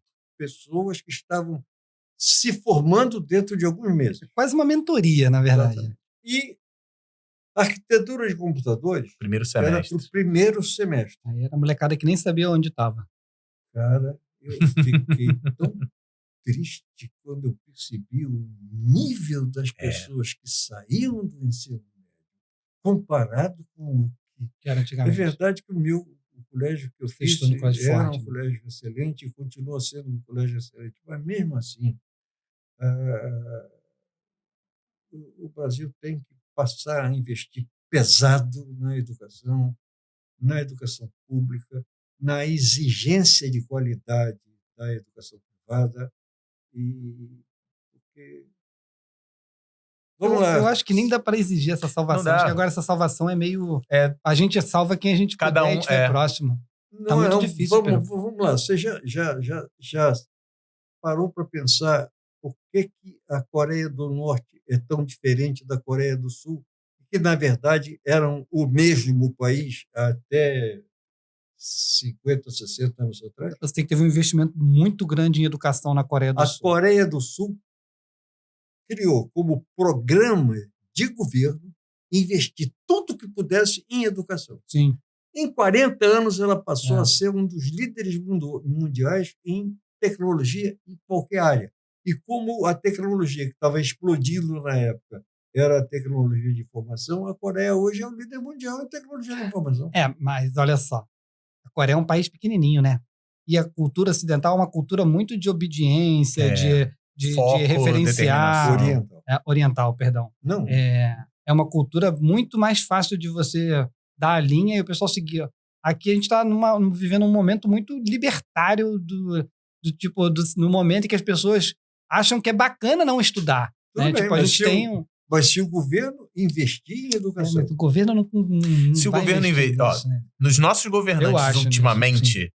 E não estou dizendo ultimamente nos últimos 4, nos últimos 50 anos, se o governante te investir em educação, ele não forma quem vote nele. Para. Vamos cortar esse pedaço. Vamos falar em governo, mas não vamos dizer de que governo. Não, a gente não discute aqui. Não estou querendo que a gente discuta, não. É para que quem ouça não fique puto da vida com o podcast. Corta. Então, por isso que eu falei 50 anos. Essa coisa eu peguei tá todo tão mundo polarizada. Sim, mas isso aí comigo é tranquilo. A gente não entra eu não exponho nenhum tipo de informação. Até porque todos que passaram são uma bosta, né? Não dá para dizer que, como que a gente vai esperar que a educação vai ser tratada com a importância que deveria? Aí você deu o exemplo da Coreia do Sul, que eu falei, cara, é um país muito pequeno, mas você não tem que...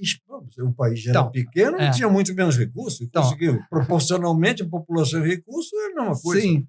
Não vamos esperar.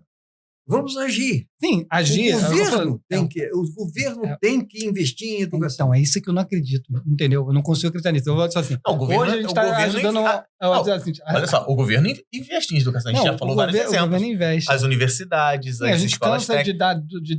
Deveria investir mais. Né? Você já percebeu como as boas escolas, por exemplo, vamos voltar ao colégio de aplicação. Certo. Sim. É procurada como... Sim. Procurada, às vezes, pela elite. Pois é, e que inteligentemente alguém evitou fazer concurso para o colégio de aplicação. Porque o colégio de aplicação não pode ter concurso. O colégio de aplicação tem que pegar uma amostra representativa da sociedade. Sim. Então é por sorteio. Eu não sei como é que é agora. Eu não sei como é que é, mas normalmente nas primeiras turmas são, mas daí quando chega no ensino médio, aí já é quem continua. E o restante das vagas é concurso. Né? Bom, eu não sei. Eu sei que para entrar no colégio de aplicação, não. Não estou falando da aplicação mesmo. Estou falando de Rede FATEC. Rede FATEC, quem é da rede entra. Então, assim, quando você entra se você conseguir, no sorteio, entrar lá com 6 anos de idade, quando começa, aí você tem direito de ir até o final. Na verdade, mas isso não importa. O que eu estou argumentando é o seguinte. Já reparou como essas escolas são procuradas? São. As escolas de boa qualidade são procuradas. Sim. Antigamente tinha aquela história, não, bota no colégio particular que é mais fácil, aí se forma logo. Fato. Hoje em dia, tem tanta escola vagabunda que as boas são muito disputadas. Então, caras. Você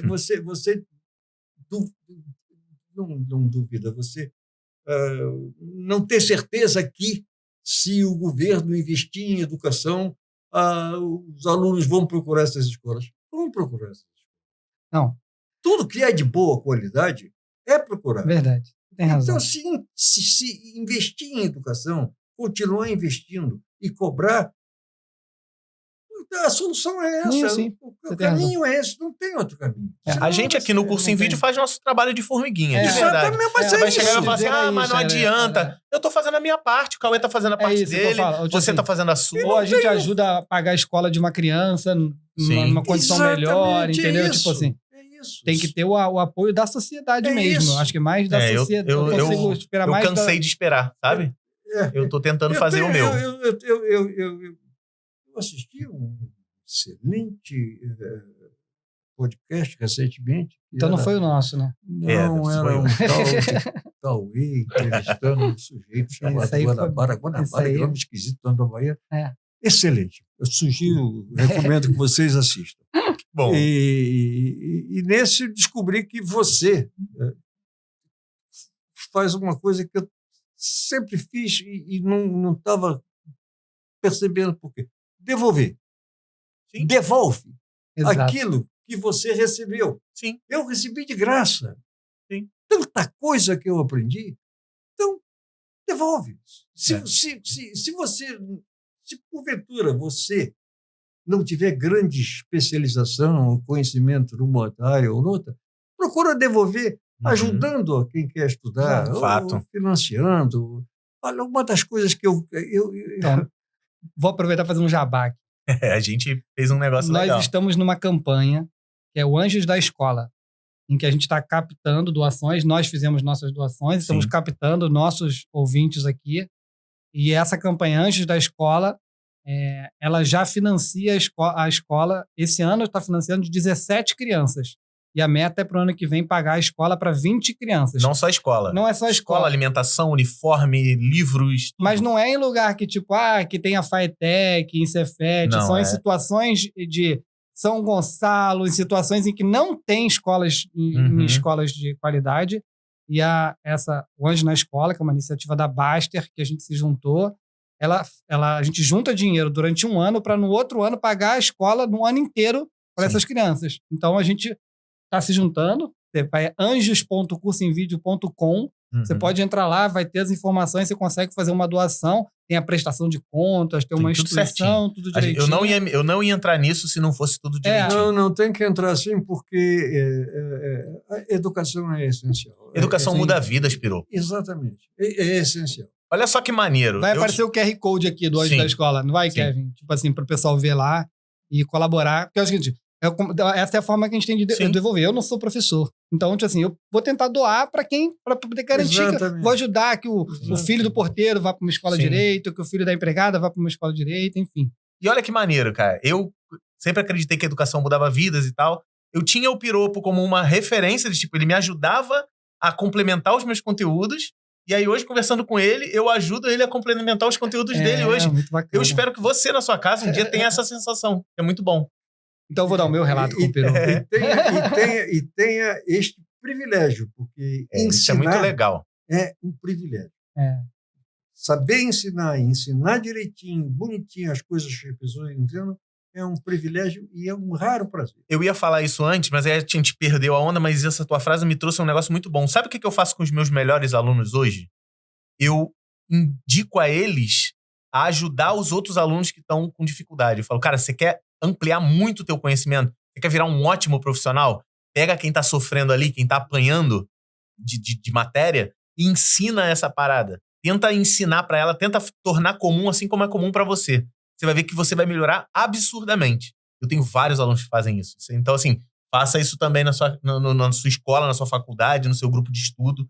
Se tá muito fácil para você, se desafie a tentar ensinar o que é fácil para você para quem não tá sendo fácil. Isso é a melhor coisa. E foi por isso que surgiu o curso em vídeo. É por isso que surgiu isso tudo, o Experience. E é por isso que eu tô aqui hoje, cara. É muito legal. Isso é muito legal. Eu nunca me desafio. Como não? Não, se eu me desafiar, de mim vai perder. É verdade. É verdade. Mas eu me desafio e não espero ganhar, não. Eu me desafio e curto a trajetória. Graça, não é? Se você desafia não quer ganhar um desafio, não tem graça. Eu não sou muito... Eu procuro estabelecer metas. Legal. Eu vejo como um desafio mesmo pra mim. Mas se eu perder, tudo bem. Isso é verdade. Quando eu me desafio, um de mim vai perder. Tem uma frase que eu ouvi com um psicólogo que eu acompanho o trabalho dele, Paulo, que ele fala que é o seguinte: as pessoas vendem muito a ideia de que você precisa matar um leão por dia. Uhum. Aí ele fala, mas esquece que a pessoa que mata um leão por dia, no dia que ela tropeçar, o leão come ela. Então, tipo assim, você não tem que viver matando um leão por dia. Você tem que viver vivendo a tua vida dentro do possível. Da maneira que te deixa feliz. E a internet hoje meio que vende essa ilusão de que não, você tem que parar, não pode parar de trabalhar, você tem que fazer o tempo inteiro, você tem que matar esse leão por dia, né? Você já repararam? Tudo que é muito bom e que de vez em quando aparece, sempre aparece um fiado da mãe que arruma um jeito de usar aquilo para fazer merda. Sim. Mas isso foi a vida toda, né? Isso aí e sempre vai ser assim. Da humanidade. Seja qual for a vida, eu tenho uma frase,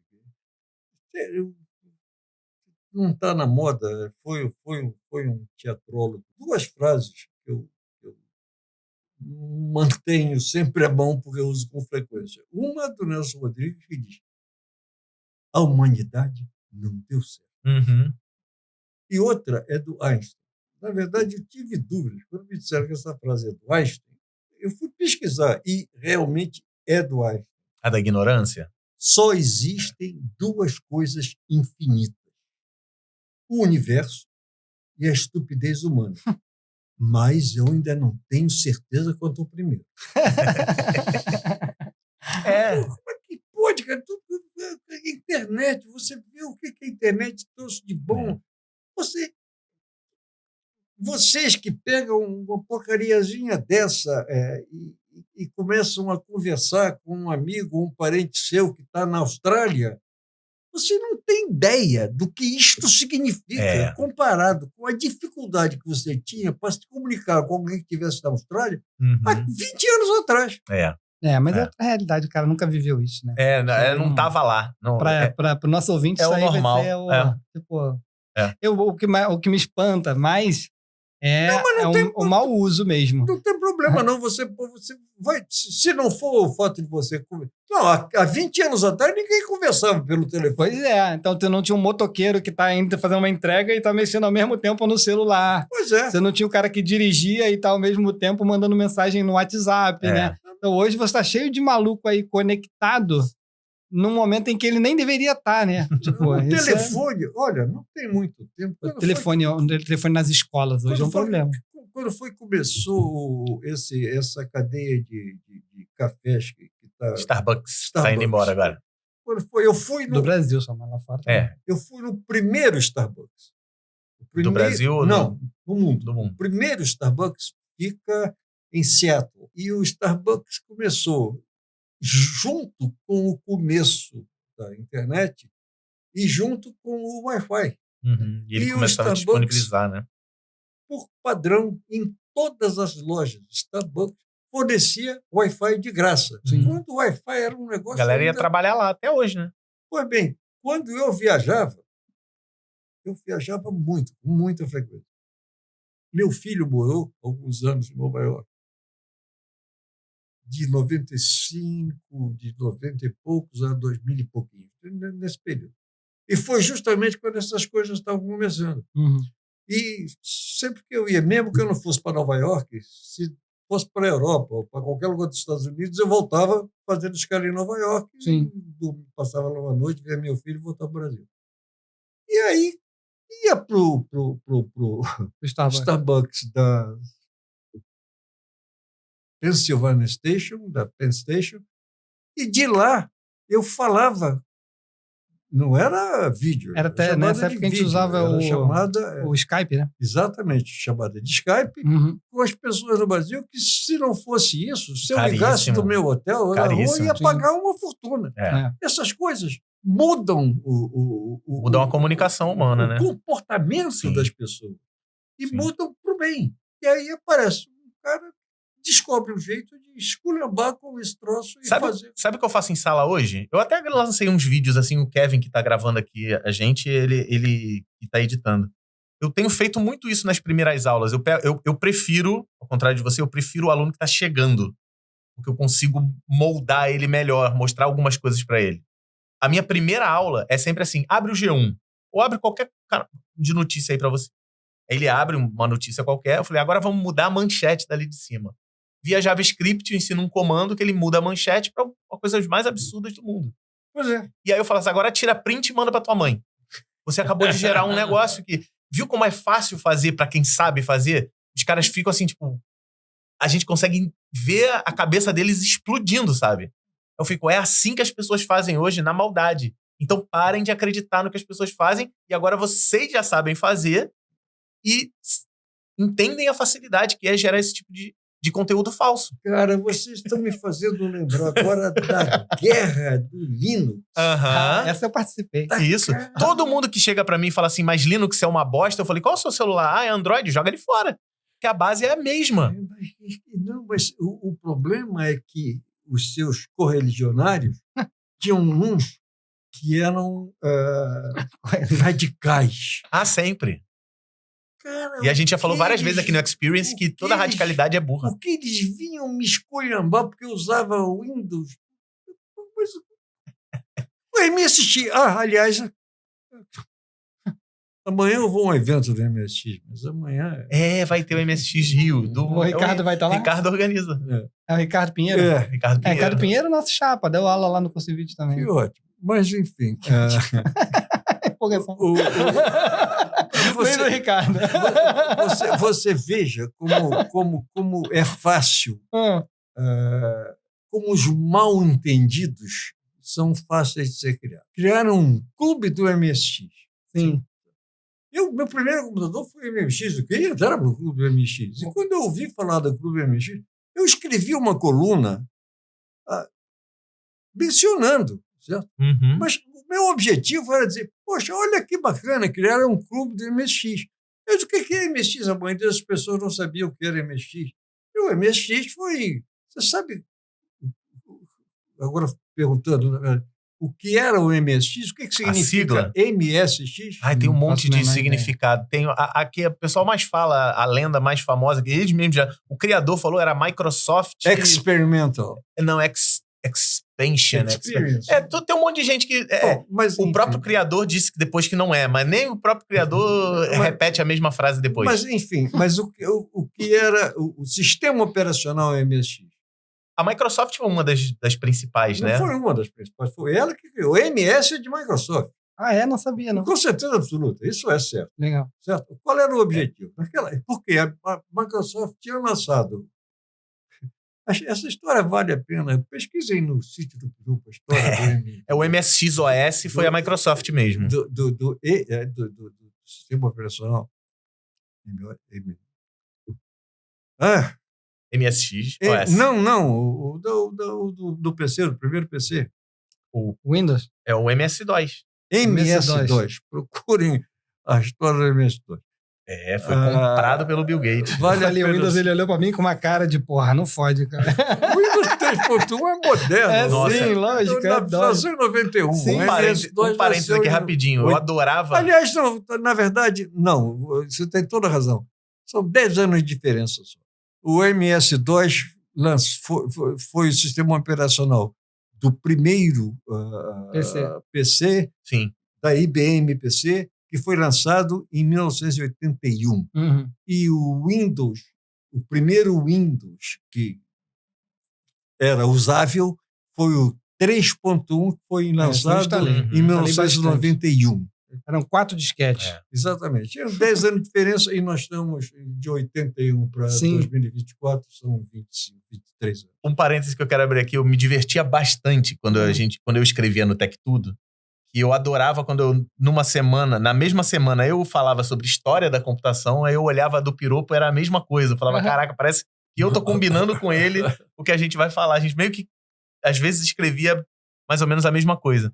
Mas o MSX também foi uma das minhas primeiras máquinas, eu sou apaixonado por ele. Eu escrevia uma coluna elogiando, enaltecendo. E aí dizendo o que era o MSX. E dizendo o que era o MSX. Na época que o MSX foi gestado, só havia máquinas de 8 bits. E cada uma tinha o seu sistema operacional. Sim. Certo? Comprava um computador, você tinha que aprender a usar aquele sistema operacional. A Microsoft, que estava criando o MS-DOS, que ia funcionar da máquina da IBM e em todos os clones que vieram depois, mas por que não fazer a mesma coisa para as máquinas de 8 bits? E ela criou um sistema operacional para máquinas de 8 bits. Esse sistema chamou-se MSX. Você queria usar aquele sistema, você fazia um acordo com a Microsoft com a obrigação de não alterar determinadas características básicas daquele sistema operacional, e aquele sistema operacional ia rodar em qualquer máquina de 8 bits que fosse lançada aí para frente que usasse esse sistema operacional. E aí eu escrevi isso, e que não deu certo, porque isso aconteceu justamente na época em que a IBM lançou a primeira máquina de 16 bits, que começou a ter clones espalhados para tudo quanto é lado, que todos eles rodavam MS-DOS, e como o MSX rodava só nas máquinas de 8 bits, caiu em desuso. Os caras que eram ficou com raiva. Fãs do MSX ficaram chateado contigo. Putos da vida. Não ficaram só chateados. Tu mexeu com uma paixão. Porque, por exemplo, mas eu o futebol. Eu estava querendo. Eu me lembro, e aí eu escrevi, eu esqueci o nome dessa coluna. Como é que é? Uma inteligência rara, coisa parecida. Aí eu falei, olha, eu escrevi essa coluna era para elogiar, mas eu despertei uma tempestade. Eu não tenho culpa de eu mexer nisso. Mas um jeito, imagine o trabalho que me deu. O cara me mandou mais de 1000 mensagens iguais, dizendo um absurdo qualquer, me xingando sempre qualquer coisa. Assim. E aí eu tive que parar, selecionar a primeira e para ordenar por remetente, marcar a primeira, marcar a última e apagar todas as 1000. Mas isso deu um trabalho horrível. Hoje tem o ocultar usuário da sua rede. É maravilhoso. É libertador. Hoje, aqui no YouTube, se veio um cara comentou alguma coisa que a gente não gostou, que não faz sentido. Eu consigo ocultar o usuário. Qualquer comentário dele, ele olha, tá lá escrito, tá comentado, mas qualquer outra pessoa não enxerga. Legal. Ele tá oculto. É muito bom. É libertador. Mas você, na época que você escrevia, você se preocupava, te incomodava quem discordava de você? Não, pelo contrário. Pelo contrário. Quando o cara discordava de mim, ou eu argumentava quando eu achava que tinha razão, sim, ou eu me desculpava quando eu achava que ele tinha razão. Certo. É isso. Acho que as pessoas precisam aprender a fazer um pouquinho mais disso. Porque não tem outra alternativa. Hoje em dia, online, o que eu vejo muito é o seguinte, a gente já conversou sobre isso, eu não sei, eu converso muito com o Cauê sobre isso, mas eu não sei se está registrado num podcast. Hoje em dia, você lançou uma coisa. Lançamos esse podcast. Vai ter 2.000 comentários. Aí, vou exagerar, tá? 2.000 comentários. 1999 estão falando assim, caraca, o piropo, olha que legal, adorei, não sei o quê. Aí vem um cara e fala assim, episódio bosta, gastaram tempo. Se você não for uma pessoa muito clara daquilo que você está produzindo, pode ser que aquele único comentário do cara criticando te afete e você vai responder esse cara. Qual é, na minha opinião, qual é o mecanismo que você acabou de gerar dentro do teu canal? As pessoas que elogiaram, você não respondeu, e a pessoa que veio criticar mereceu a sua atenção. O que você começou a criar? Uma legião de pessoas que vão te criticar só para você responder. Permito-me divergir. Sim. Porque depende muito da forma como você responde. Eu sempre respondia da seguinte maneira, quando vinha uma crítica. Eu prefiro receber críticas do que elogios. Aí tu começou a pedir para ser xingado? Não. Hoje na internet? Não era muito diferente. Se você pegar o fórum PC, você vai ver que a quantidade de comentários.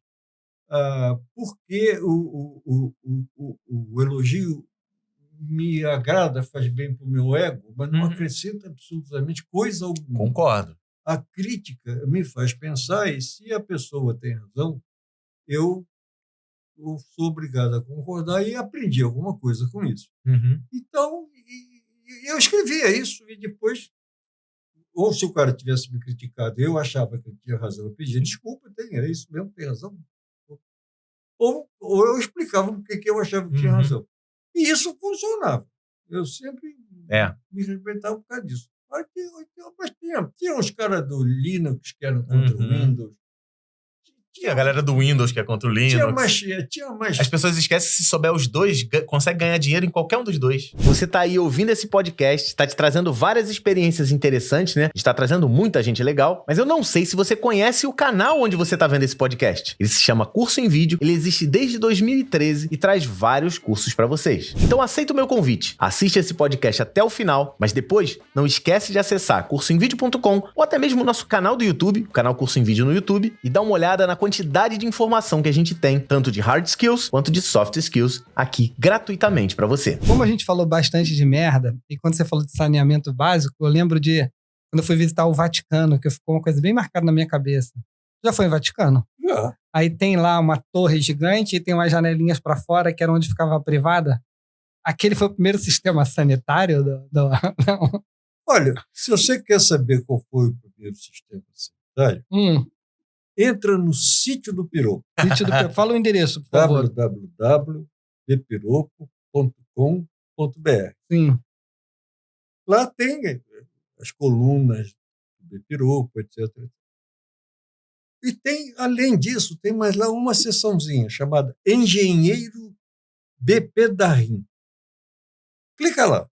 Você vai descobrir que lá tem umas coisas que, na verdade, quando eu criei aquilo, eu criei o Sítio do Piropo, há um tempo atrás, era que eu pretendia continuar escrevendo coisas para botar lá. Então, mas eu prefiro estudar Photoshop. Mas, de vez em quando, eu ainda boto uma coisa lá. Como eu disse, tem gente que acha que esse cara é bom e tal, com esse negócio de merda, então chama ele para fazer. Eu dei 2 aulas magnas na abertura do curso de Engenharia Sanitária da UERJ. Essas 2 aulas magnas estão lá, a aula magna da UERJ 1, a aula magna da UERJ 2. A primeira é a história do esgoto, desde a antiguidade, da Mesopotâmia até os dias atuais. E a segunda... Está em vídeo isso? Não, é uma apresentação. Tá. Eu falo a respeito, escrevo a respeito, e tem lá as 2 apresentações. E a segunda é... Não sei se vocês sabem que o Rio de Janeiro foi a 5ª cidade do mundo a ter uma rede de esgotos. Não sabia. E a 2ª ou 3ª a ter uma estação de tratamento de esgotos. A segunda aula magna é sobre isso. E é uma história interessante. Mas conta para o nosso público como é que é lá no Vaticano, como é que é o sistema. Não, os primeiros sistemas eram no Rio de Janeiro. Antes de ter sistema de esgoto no Rio de Janeiro, um sistema de esgotos sanitários, sempre, a gente vê, tudo, é coleta, você coleta, transporte e destino final. Coleta é o que a gente chama de instalação domiciliar. Né? São os tubos que ligam o vaso sanitário, pia, etc. Sem precisar jogar na rua. Não, como era em Paraty. Até a rua. Na rua tem o transporte, que é uma galeria, uma rede de tubulações de esgotos sanitários que levam até o destino final. E o destino final, precedido ou não de tratamento, é jogar no copo d'água. Não tem outra coisa a fazer. Mas como é que você joga o esgoto no rio? Ué, vai fazer o quê com o esgoto? É água. O esgoto é água que você contaminou. Se você achou um absurdo, para de produzir. Não, você trata antes, elimina a contaminação, elimina a poluição. O sistema de esgotos original no Rio de Janeiro era chamado de Tigres, era o transporte. Porque a coleta era o seguinte: você tinha uns buracos no chão, lá no banheiro, às vezes um vaso para você sentar com certo cuidado, e embaixo, no porão, tinha uma tina. E aquele negócio ia enchendo, você ia produzindo um material e descarregava lá. O destino final era lançar numa vala que atravessava uma rua. Esta rua é a atual rua uruguaiana, que chamava-se Rua da Vala. E o transporte eram escravos que pegavam aquela tina, transportavam da casa onde ela foi originada até a Rua da Vala e jogavam dentro da vala. Esses escravos eram chamados de tigres. Não sei por que eram chamados de tigres, mas dizem que daí se originou a expressão bafo de tigre louco. Porque de vez em quando aquela tina rompia, ele tomava um banho de excremento e saía feito doido com ele para se jogar na vala, para poder se lavar. Era assim no Rio de Janeiro. Os primeiros banheiros com vasos sanitários, em Roma, eles eram coletivos. As pessoas têm inclusive, numa dessas apresentações, na primeira dessas apresentações, é um desenho, uma reconstituição das pessoas sentadas conversando, cada um sentado no seu vaso sanitário um do lado do outro. Evoluímos, né? Então agradeça se você tem vaso sanitário na sua casa. Porque na minha família... Vocês não pensavam ouvir isso, né? Jamais. Não, né? A gente tá falando de criar um curso em vídeo, como cuidar da sua própria bosta. Que, inclusive, é um dos maiores problemas do Brasil, saneamento básico, né? É verdade. Se tivesse um sistema acessível para a população. Muito longe. Poder... Família da minha mãe. Na família da minha mãe não tinha banheiro dentro de casa. Era aquela casinha do lado de fora. O Ramiro mesmo contou a história dele. O banheiro, ele não Ramiro tinha, falou do banheiro. Chamava casinha. Tinha que ir pra casinha. Durante muito tempo, era uma parte separada da habitação. Sim. Mas lá no Vaticano tem uma torre gigante. E mais, quando começaram a botar dentro de casa, teve uma reação muito grande, que as pessoas não concebiam que você botar. É um absurdo fazer essa nojeira dessa dentro de casa. Dentro de casa, cara. Que absurdo é esse? Que mudança é essa? Se você parar pra pensar, faz sentido. Foi a mesma coisa de hoje. Prefiro no meu tempo, pô. No meu tempo não era assim. Bota fora da casinha, toma chuva pra ir. Aí, fala do Vaticano. Do Vaticano tem um prédio lá, não sei se é uma torre exatamente, mas é um prédio gigante. E daí tem umas portinhas pra fora, assim. Então, quando o cardeal lá, o Papa ia, ele botava a bundinha ali pra fora e a bosta caía. Na rua, não, porque ele caía, era alto. Caía lá embaixo. Ele ficava no alto pra bosta não ficar perto dele, que ele cagava lá de cima, a bosta descia, provavelmente algum... Daí surgiu o termo bunda na janela? Minha bunda vai na janela? Será? Acho que não. Não foi daí, não. Não era uma janela. Na verdade, não era uma janela, era uma saída. E com esse assunto de merda, eu gostaria de fazer os nossos... Primeiro, agradecer, Piropo. Nossa, a gente já tá aqui há bastante tempo conversando, não o suficiente, nunca será. Aceito o seu convite de a gente sentar e conversar, mesmo sem gravar. E a gente também tem uma proposta para fazer mais pro finalzinho. A gente sempre pergunta, eu sempre gosto de perguntar o seguinte, qual você considera o seu superpoder? Que é aquilo, não tô dizendo que você sou uma pessoa superior a tudo, não. Aquilo que você consegue fazer bem num dia bom e num dia ruim. O que você consideraria? Pois resolver problemas desde que eu não preciso de inventar nada. Eu sou zero em criatividade. Agora, ao longo da vida, eu descobri o seguinte. Se existir um problema... Uma ferramenta para isso, né? Muito complicado. Mas que existam ferramentas disponíveis para resolvê-lo, eu consigo resolver. Legal. Eu vou pegar, vou estudar, vou aprender, e aí eu vou usar as minhas conexões internas para formar uma solução para aquilo. Isso. Se tiver que inventar uma gota de qualquer coisa, não contem comigo, minha criatividade é absolutamente não te empolga. Nula. Mas para aprender coisa nova, eu tenho uma facilidade muito grande. Passei a vida aprendendo coisas. Você está se especializando em alguma coisa de inteligência artificial? Você está gostando da ferramenta? Já testou alguma coisa? Tem vontade?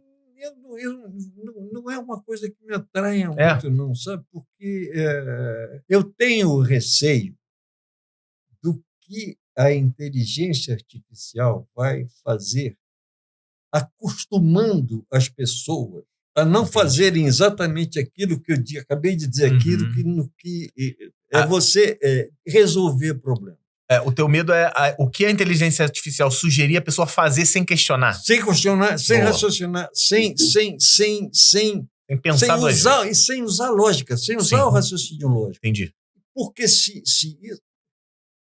de vez em quando eu já tem textos aí que porque a inteligência, se você perguntar alguma coisa para o Google, o próprio Google, você pergunta lá, qualquer coisa, qual é a diferença entre isso e aquilo? O Google te responde e vai te responder ou correto ou não responde.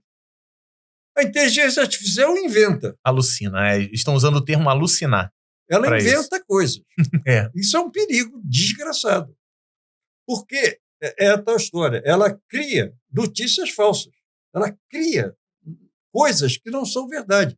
E como a pessoa se habitua a acreditar no que está escrito. Sobretudo porque está escrito por um dispositivo que costuma lhe dar informações verídicas e úteis. Esse troço pode dar uma merda danada, cara. Eu tô tentando conversar. Eu e Ramiro, vocês vão ver isso antes de ser lançado, mas a gente está gravando um curso de inteligência artificial para o curso em vídeo. E uma das coisas que a gente está se preocupando bastante é em esclarecer. E uma das coisas é isso. Olha, cuidado, porque ela vai alucinar. Não vai alucinar porque ela quer ser melhor do que o outro, ou que ela quer gerar coisas falsas. Mecanismo de concepção, de buscar coisas. Porque é um algoritmo que está aprendendo. Sabe? Pois é, e ele vai buscar informações num universo que está cheio de notícias falsas. Eu acho que o ponto, falou assim, o Google ele vai te dar a resposta. Ele pode não te dar a resposta, quando ele te dá a resposta, ele diz qual é a fonte. Sim. E, ao mesmo tempo, ele te dá várias fontes. Então, cabe a você entrar dentro das fontes e descobrir o que é certo e o que é errado. Então, você sai de um modelo em que você tem meio que uma enciclopédia de informação para um modelo de oráculo. Eu vou no oráculo me consultar sobre o assunto. Isso é perigoso. Eu vou pedir para o oráculo me dar uma resposta de uma resposta que eu tenho que passar para alguém. Então, existe... tudo que a gente deixa de usar, se você tem músculo, para de usar, o músculo vai. A tua inteligência é a mesma coisa. Se você para de usar a tua inteligência, você a tua inteligência vai atrofia. Então, na verdade... Não pode atrofiar teu cérebro, hein? Inteligência artificial é bom, só não deixa atrofiar. Como eu não tenho muito hábito de usar, porque não simpatizo muito, eu não sei se você pode perguntar alguma coisa para a inteligência artificial e pedir para cite fonte. Ele evita lá. Ontem mesmo eu fiz tava fazendo uma resposta para um cliente. ChatGPT eu tava usando. E daí eu falei, eu tô com esse problema de e-mail e tal, preciso dessa resposta para o cliente. Me dê algumas fontes que comprovem o que eu tô explicando. Aí ele deu uma pirada lá, escreveu outro tipo de coisa que não tinha nada a ver com a fonte. E eu falei, bom, isso aqui eu... Aí ele escreveu Arial 12. Então uma fonte, Arial. Pois é. Times New Roman. Isso é realmente, mas a minha questão era isso. Se você ainda tem aquela coisa de, caramba, uma ferramenta nova, vou tentar brincar e tirar o que é bom dela, entender o que é ruim, não surgiu isso em você ainda? Não. É aquela história do livro. Leia livros. A inteligência artificial vai afastar cada vez mais as pessoas. Eu tenho testado bastante coisa, treinado bastante coisa, tentando ver se essa ferramenta me ajuda no meu processo de... hoje, por exemplo, eu posso, claro, se evoluir muito, eu consigo chegar para o YouTube, para uma inteligência artificial, e falar assim, esse aqui é meu canal no YouTube. Você consegue me gerar esses vídeos? Hoje não, mas lá para frente. Você consegue pegar todos esses meus vídeos e transformar em inglês, ou em alemão, porque eu estou precisando ajudar uma pessoa em alemão? Você consegue gerar esse vídeo todo com a minha boca mexendo, tudo bonitinho? Hoje ainda não, mas algum dia provavelmente vai acontecer. E isso vai ser uma ótima ferramenta para mim como produtor. Eu não estou dizendo que seja inútil, não. Inútil não é. É perigoso, né? Meu problema é que talvez seja útil demais.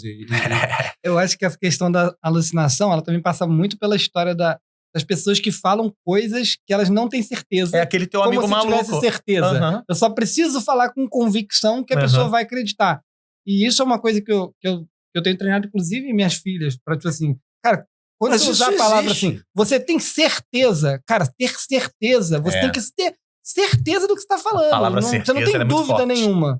Então, assim, quando alguém pergunta, você deixou aquilo ali? Cara, eu acho que não. Como assim você acha que não? Cara, eu não tenho certeza. Pode ser que eu, num lapso, tenha pego aquilo e deixado ali. Não tenho certeza. Isto já é um... Agora, pense também nas coisas que você tem certeza e que eventualmente você tá errado. Não...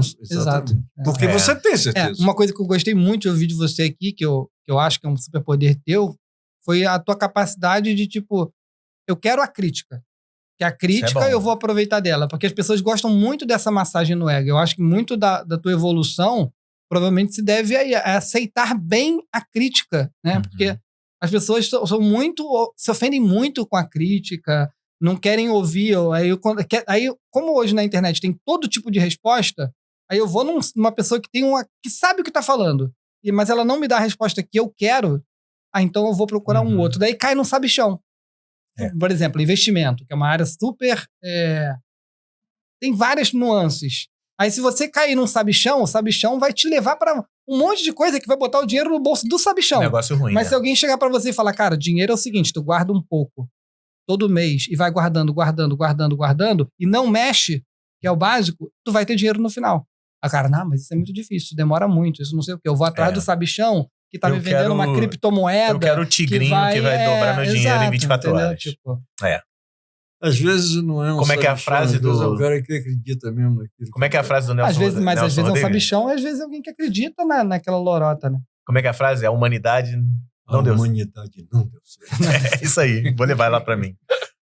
E outra coisa que a gente pede sempre no finalzinho é que você vivenciou isso aqui agora, essa experiência com a gente, que outras pessoas você indicaria pra vir aqui, sentar e compartilhar com a gente? Dentro das pessoas que eu conheci nessa vida. Essa nossa vida, né? Acho que aquelas com as quais eu tive mais contato foram as que eu...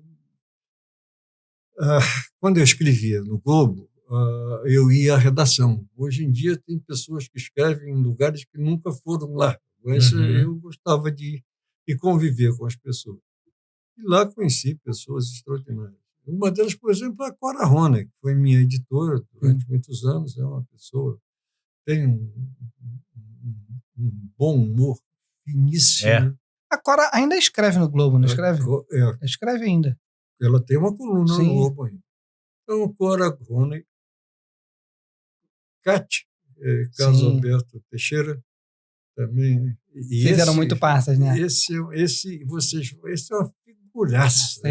Além de ser uma... Esse já tá na nossa lista. Já tá na nossa mira. Encontra ele em Niterói de vez em quando. Tá na nossa mira. Uma pessoa muito agradável, ele tem um bom humor muito interessante e surpreendente, e é uma pessoa brilhante, muito inteligente. Cristina de Luca, que é uma jornalista, uma profissional formidável. Também um nome muito forte no jornal, no informática, etc. A Cristina é uma figura muito especial. São, por exemplo, são três delas que eu me lembro aqui. Todas do caderno de informática, que foi a raiz do Bepirô. Vou aproveitar aqui a oportunidade para se vocês virem Cora, Cate, Cristiano De Luca, quem sabe a gente não consegue juntar vocês aí num podcast, essa turma, para a gente juntar. Vai ser um prazer, vai me dar um prazer porque, sabe... Então passa à frente, parece que você vai ter mais contato. Faz a nossa propaganda. O convite já está feito. Mente, fala que eu sou legal. Então, às vezes... A gente abre um espacinho aqui nessa mesa e... Às vezes, mesmo com muita amizade, a vida vai empurrando de um lado. Então, essas três pessoas, Cora, Cate e Cristina, são três pessoas que eu tenho uma profunda amizade, gosto muito, mas já tem tanto tempo que eu não vejo que se a gente conseguir juntar, vai ser um... Ia ter muita história para contar de redação, né? Vai dar um ibope danado, mas vai me dar um enorme prazer de rever pessoas de quem eu gosto e que não... E você pode ter certeza que a minha, o Cauê e a todo mundo ali também, a galera das antigas. E a proposta desse podcast sempre foi essa. O que a gente queria era criar um podcast pra gente conversar com a galera que a gente queria ver. E aí é muito bacana quando chega aqui e ter a oportunidade de estar contigo, de estar com várias outras pessoas que a gente admira. Porque é um bom motivo, né? Vamos lá se encontrar para fazer um podcast. A gente bate papo. Eu não sei se eu já disse isso para vocês, mas esse podcast ele tem uma dinâmica muito interessante, porque tem uma porção de programas, podcasts, que é uma pessoa entrevistando uma porção. E essa é uma dinâmica que funciona, enfim. Mas esse podcast são duas pessoas entrevistando uma. Isso cria uma dinâmica totalmente nova, as ideias fluem. Não, mas tem um monte de fazendo com dois também. A gente só copiou, só. Tem um monte de podcast assim. Então, copiaram bem, porque copiaram... A gente quer fazer a nossa parte na área de TI. Porque eu e Cauê, a gente conversa semanalmente muito. Vocês, que se não cai bem, vocês cortam, mas eu não sou muito de podcast, não. Não, sim. Eu raramente vejo. Mas que bom que você gostou do nosso. Exatamente. Que bom. Mas tem outros muito bons. Hoje em dia tem muito podcast bacana. Você vai gostar. Se você der uma... Depois a gente passa uns links ali. Então, tá bom. Tem coisa boa. Me passa os tem podcast. A gente tá começando. Estamos só brincando. Não, mas que bom. Que bom ouvir isso de você. É agradável, porque dá uma dinâmica diferente. Porque, às vezes, quando tem... Por exemplo, eu recentemente fiz um que me agradou muito, que foi uma conversa com o Gabriel Torres. Gabriel Torres. Inclusive, ia virar aqui. Que foi uma conversa com o Gabriel Torres. Era eu conversando com o Gabriel Torres. Quando são duas pessoas trocando ideias, às vezes o papo não é que a conversa morre, mas dá uma meia trava. Tem que ter aquela trava para pensar. Piropo, eu queria agradecer mais uma vez a sua presença. A gente chega no finalzinho aqui. Que palavra a pessoa pode botar no comentário? Peraí, contextualiza. Se a pessoa chegou até aqui, depois dessa conversa toda... A gente já tem o quê? Quanto tempo de conversa? Tem mais de 2 horas. A gente tá no mundo do TikTok. Surpresa. Surpresa. Então, entrevista com engenheiro de merda. Gostei. Pode botar. Surpresa, entrevista com engenheiro de merda. Surpresa. Não é um desrespeito a você. Não, pelo contrário, então. Surpresa. Um engenheiro de merda nesse podcast. Uma coisa parecida. Muito bom, muito bom. É pior que, na verdade, é o seguinte, eu vou querer usar esse na chamada do podcast. Então você escolhe outra palavrinha. Uma palavra. Pra quê? Vai botar nos comentários, porque é o seguinte, se a pessoa chegou até aqui, a gente diz que ela é heroína. Que no mundo de TikTok, onde o vídeo tem que ter 40 segundos, o cara que escutar escutou 1 hora isso aqui, e pouco a gente considera um herói. Cara, não é um herói, não. Ele prova que tem capacidade intelectual para raciocinar mais de 40 segundos. E então, mas essa pessoa dá uma palavra para essa pessoa. Ele é um herói. Vão ser pouquíssimos que vão chegar nessa parte do podcast. Porque são pouquíssimos os que têm inteligência suficiente. Então você escolhe uma palavra que esse cara, ele vai botar essa palavra aqui. E quem chegar para ver o podcast vai olhar, porra, por que estão falando dessa merda, dessa palavra aqui? Essa merda da palavra, não é bosta. Essa merda dessa palavra aqui. E daí a pessoa tem que escutar o podcast para entender. Vai gerar curiosidade na pessoa. Uma palavra. Merda. Bota merda. Que merda em francês era o quê? Merda. Aliás, em francês, merda é uma palavra do vocabulário. E, cara, isso chama-se tabuísmo. O palavrão, o nome correto. O nome tem um nome para esse nome. Nome formal, nome acadêmico. Digamos que seja formal. De palavrão é tabuísmo. Por quê? Porque é um tabu. Há certas palavras, por exemplo, sacanagem, que você... Sacanagem é palavrão? Era terrível. Ainda é? Eu tô falando, hoje é um palavrão, sacanagem? Não era. Por isso que eu estou dizendo, tabuísmo. Vai cortar aqui ou não vai poder? Não vai cortar. O Guanabara não tira todos os palavrões do podcast. Não. Eu falo um monte de palavrão quando eu vou ver o estado, não tem palavrão nenhum. Novela da tarde tem essa sacanagem. Há 40 anos atrás, era um palavrão horrível. Sacanagem era ligada à libidinagem. Sim. Assim. Hoje nem se usa libidinagem mais. Então, essa palavra não existe mais. Pois é. Essas paradas de ser sacanagem. E deixou de ser, porque é um tabu, a mesma palavra. Não, mas a história da merda, tudo em francês que eu conheço, é outra. Você sabe... É que é o seguinte, as pessoas iam para os espetáculos. Merda. Pelo seguinte, as casas de espetáculos eram frequentadas por quem tinha dinheiro. E eles iam como? Não tinha carro, eles iam a cavalo, iam a carruagem. E daí é o seguinte, se o espetáculo fosse bom, no final ia ter um monte de cavalo e ia ter um monte de merda. Então, quando você ia para um espetáculo e aí o artista desejava outro, eu te desejo merda. Porque se você tivesse um monte de merda na saída do teatro, também. é porque foi bom. Então, se tiver cheio de merda, cheio de merda aqui no comentário, talvez até por causa disso, merda em francês, do francês, não sei se é, mas era uma palavra usada normalmente. Porque deixou de ser um tabu. Da mesma forma que sacanagem, que era um palavrão horrível, mas isso era um tabu, deixou de ser um tabu e agora é usada normalmente. O le merda em francês é a mesma coisa. Entendi nada. Duolingo, me ajuda. A merda em francês é a mesma coisa. Outra coisa, eu tenho facilidade para idioma. Aí. Legal. Mais um superpoder aí. Duolingo. Patrocina ele. Piropo, muito obrigado. Espero que você volte aqui. Galera, pode botar comentário aqui embaixo, se quiser que ele volte. Bota pergunta pra ele. Se vocês quiserem, eu volto com muito prazer. A gente vai fazer em breve um retorno, o primeiro retorno ao podcast, que foi um episódio que a galera gostou bastante, que foi falando sobre carreira, com a Raíssa, com o Cristiano. Tem muita pergunta lá nos comentários que eu acho interessante trazer eles de volta. Sim. Bota aqui nos comentários que o Piropo volta para contar suas histórias e responder suas perguntas. Posso até fazer uma sessão de piada. Esse de piada é bom. Beleza?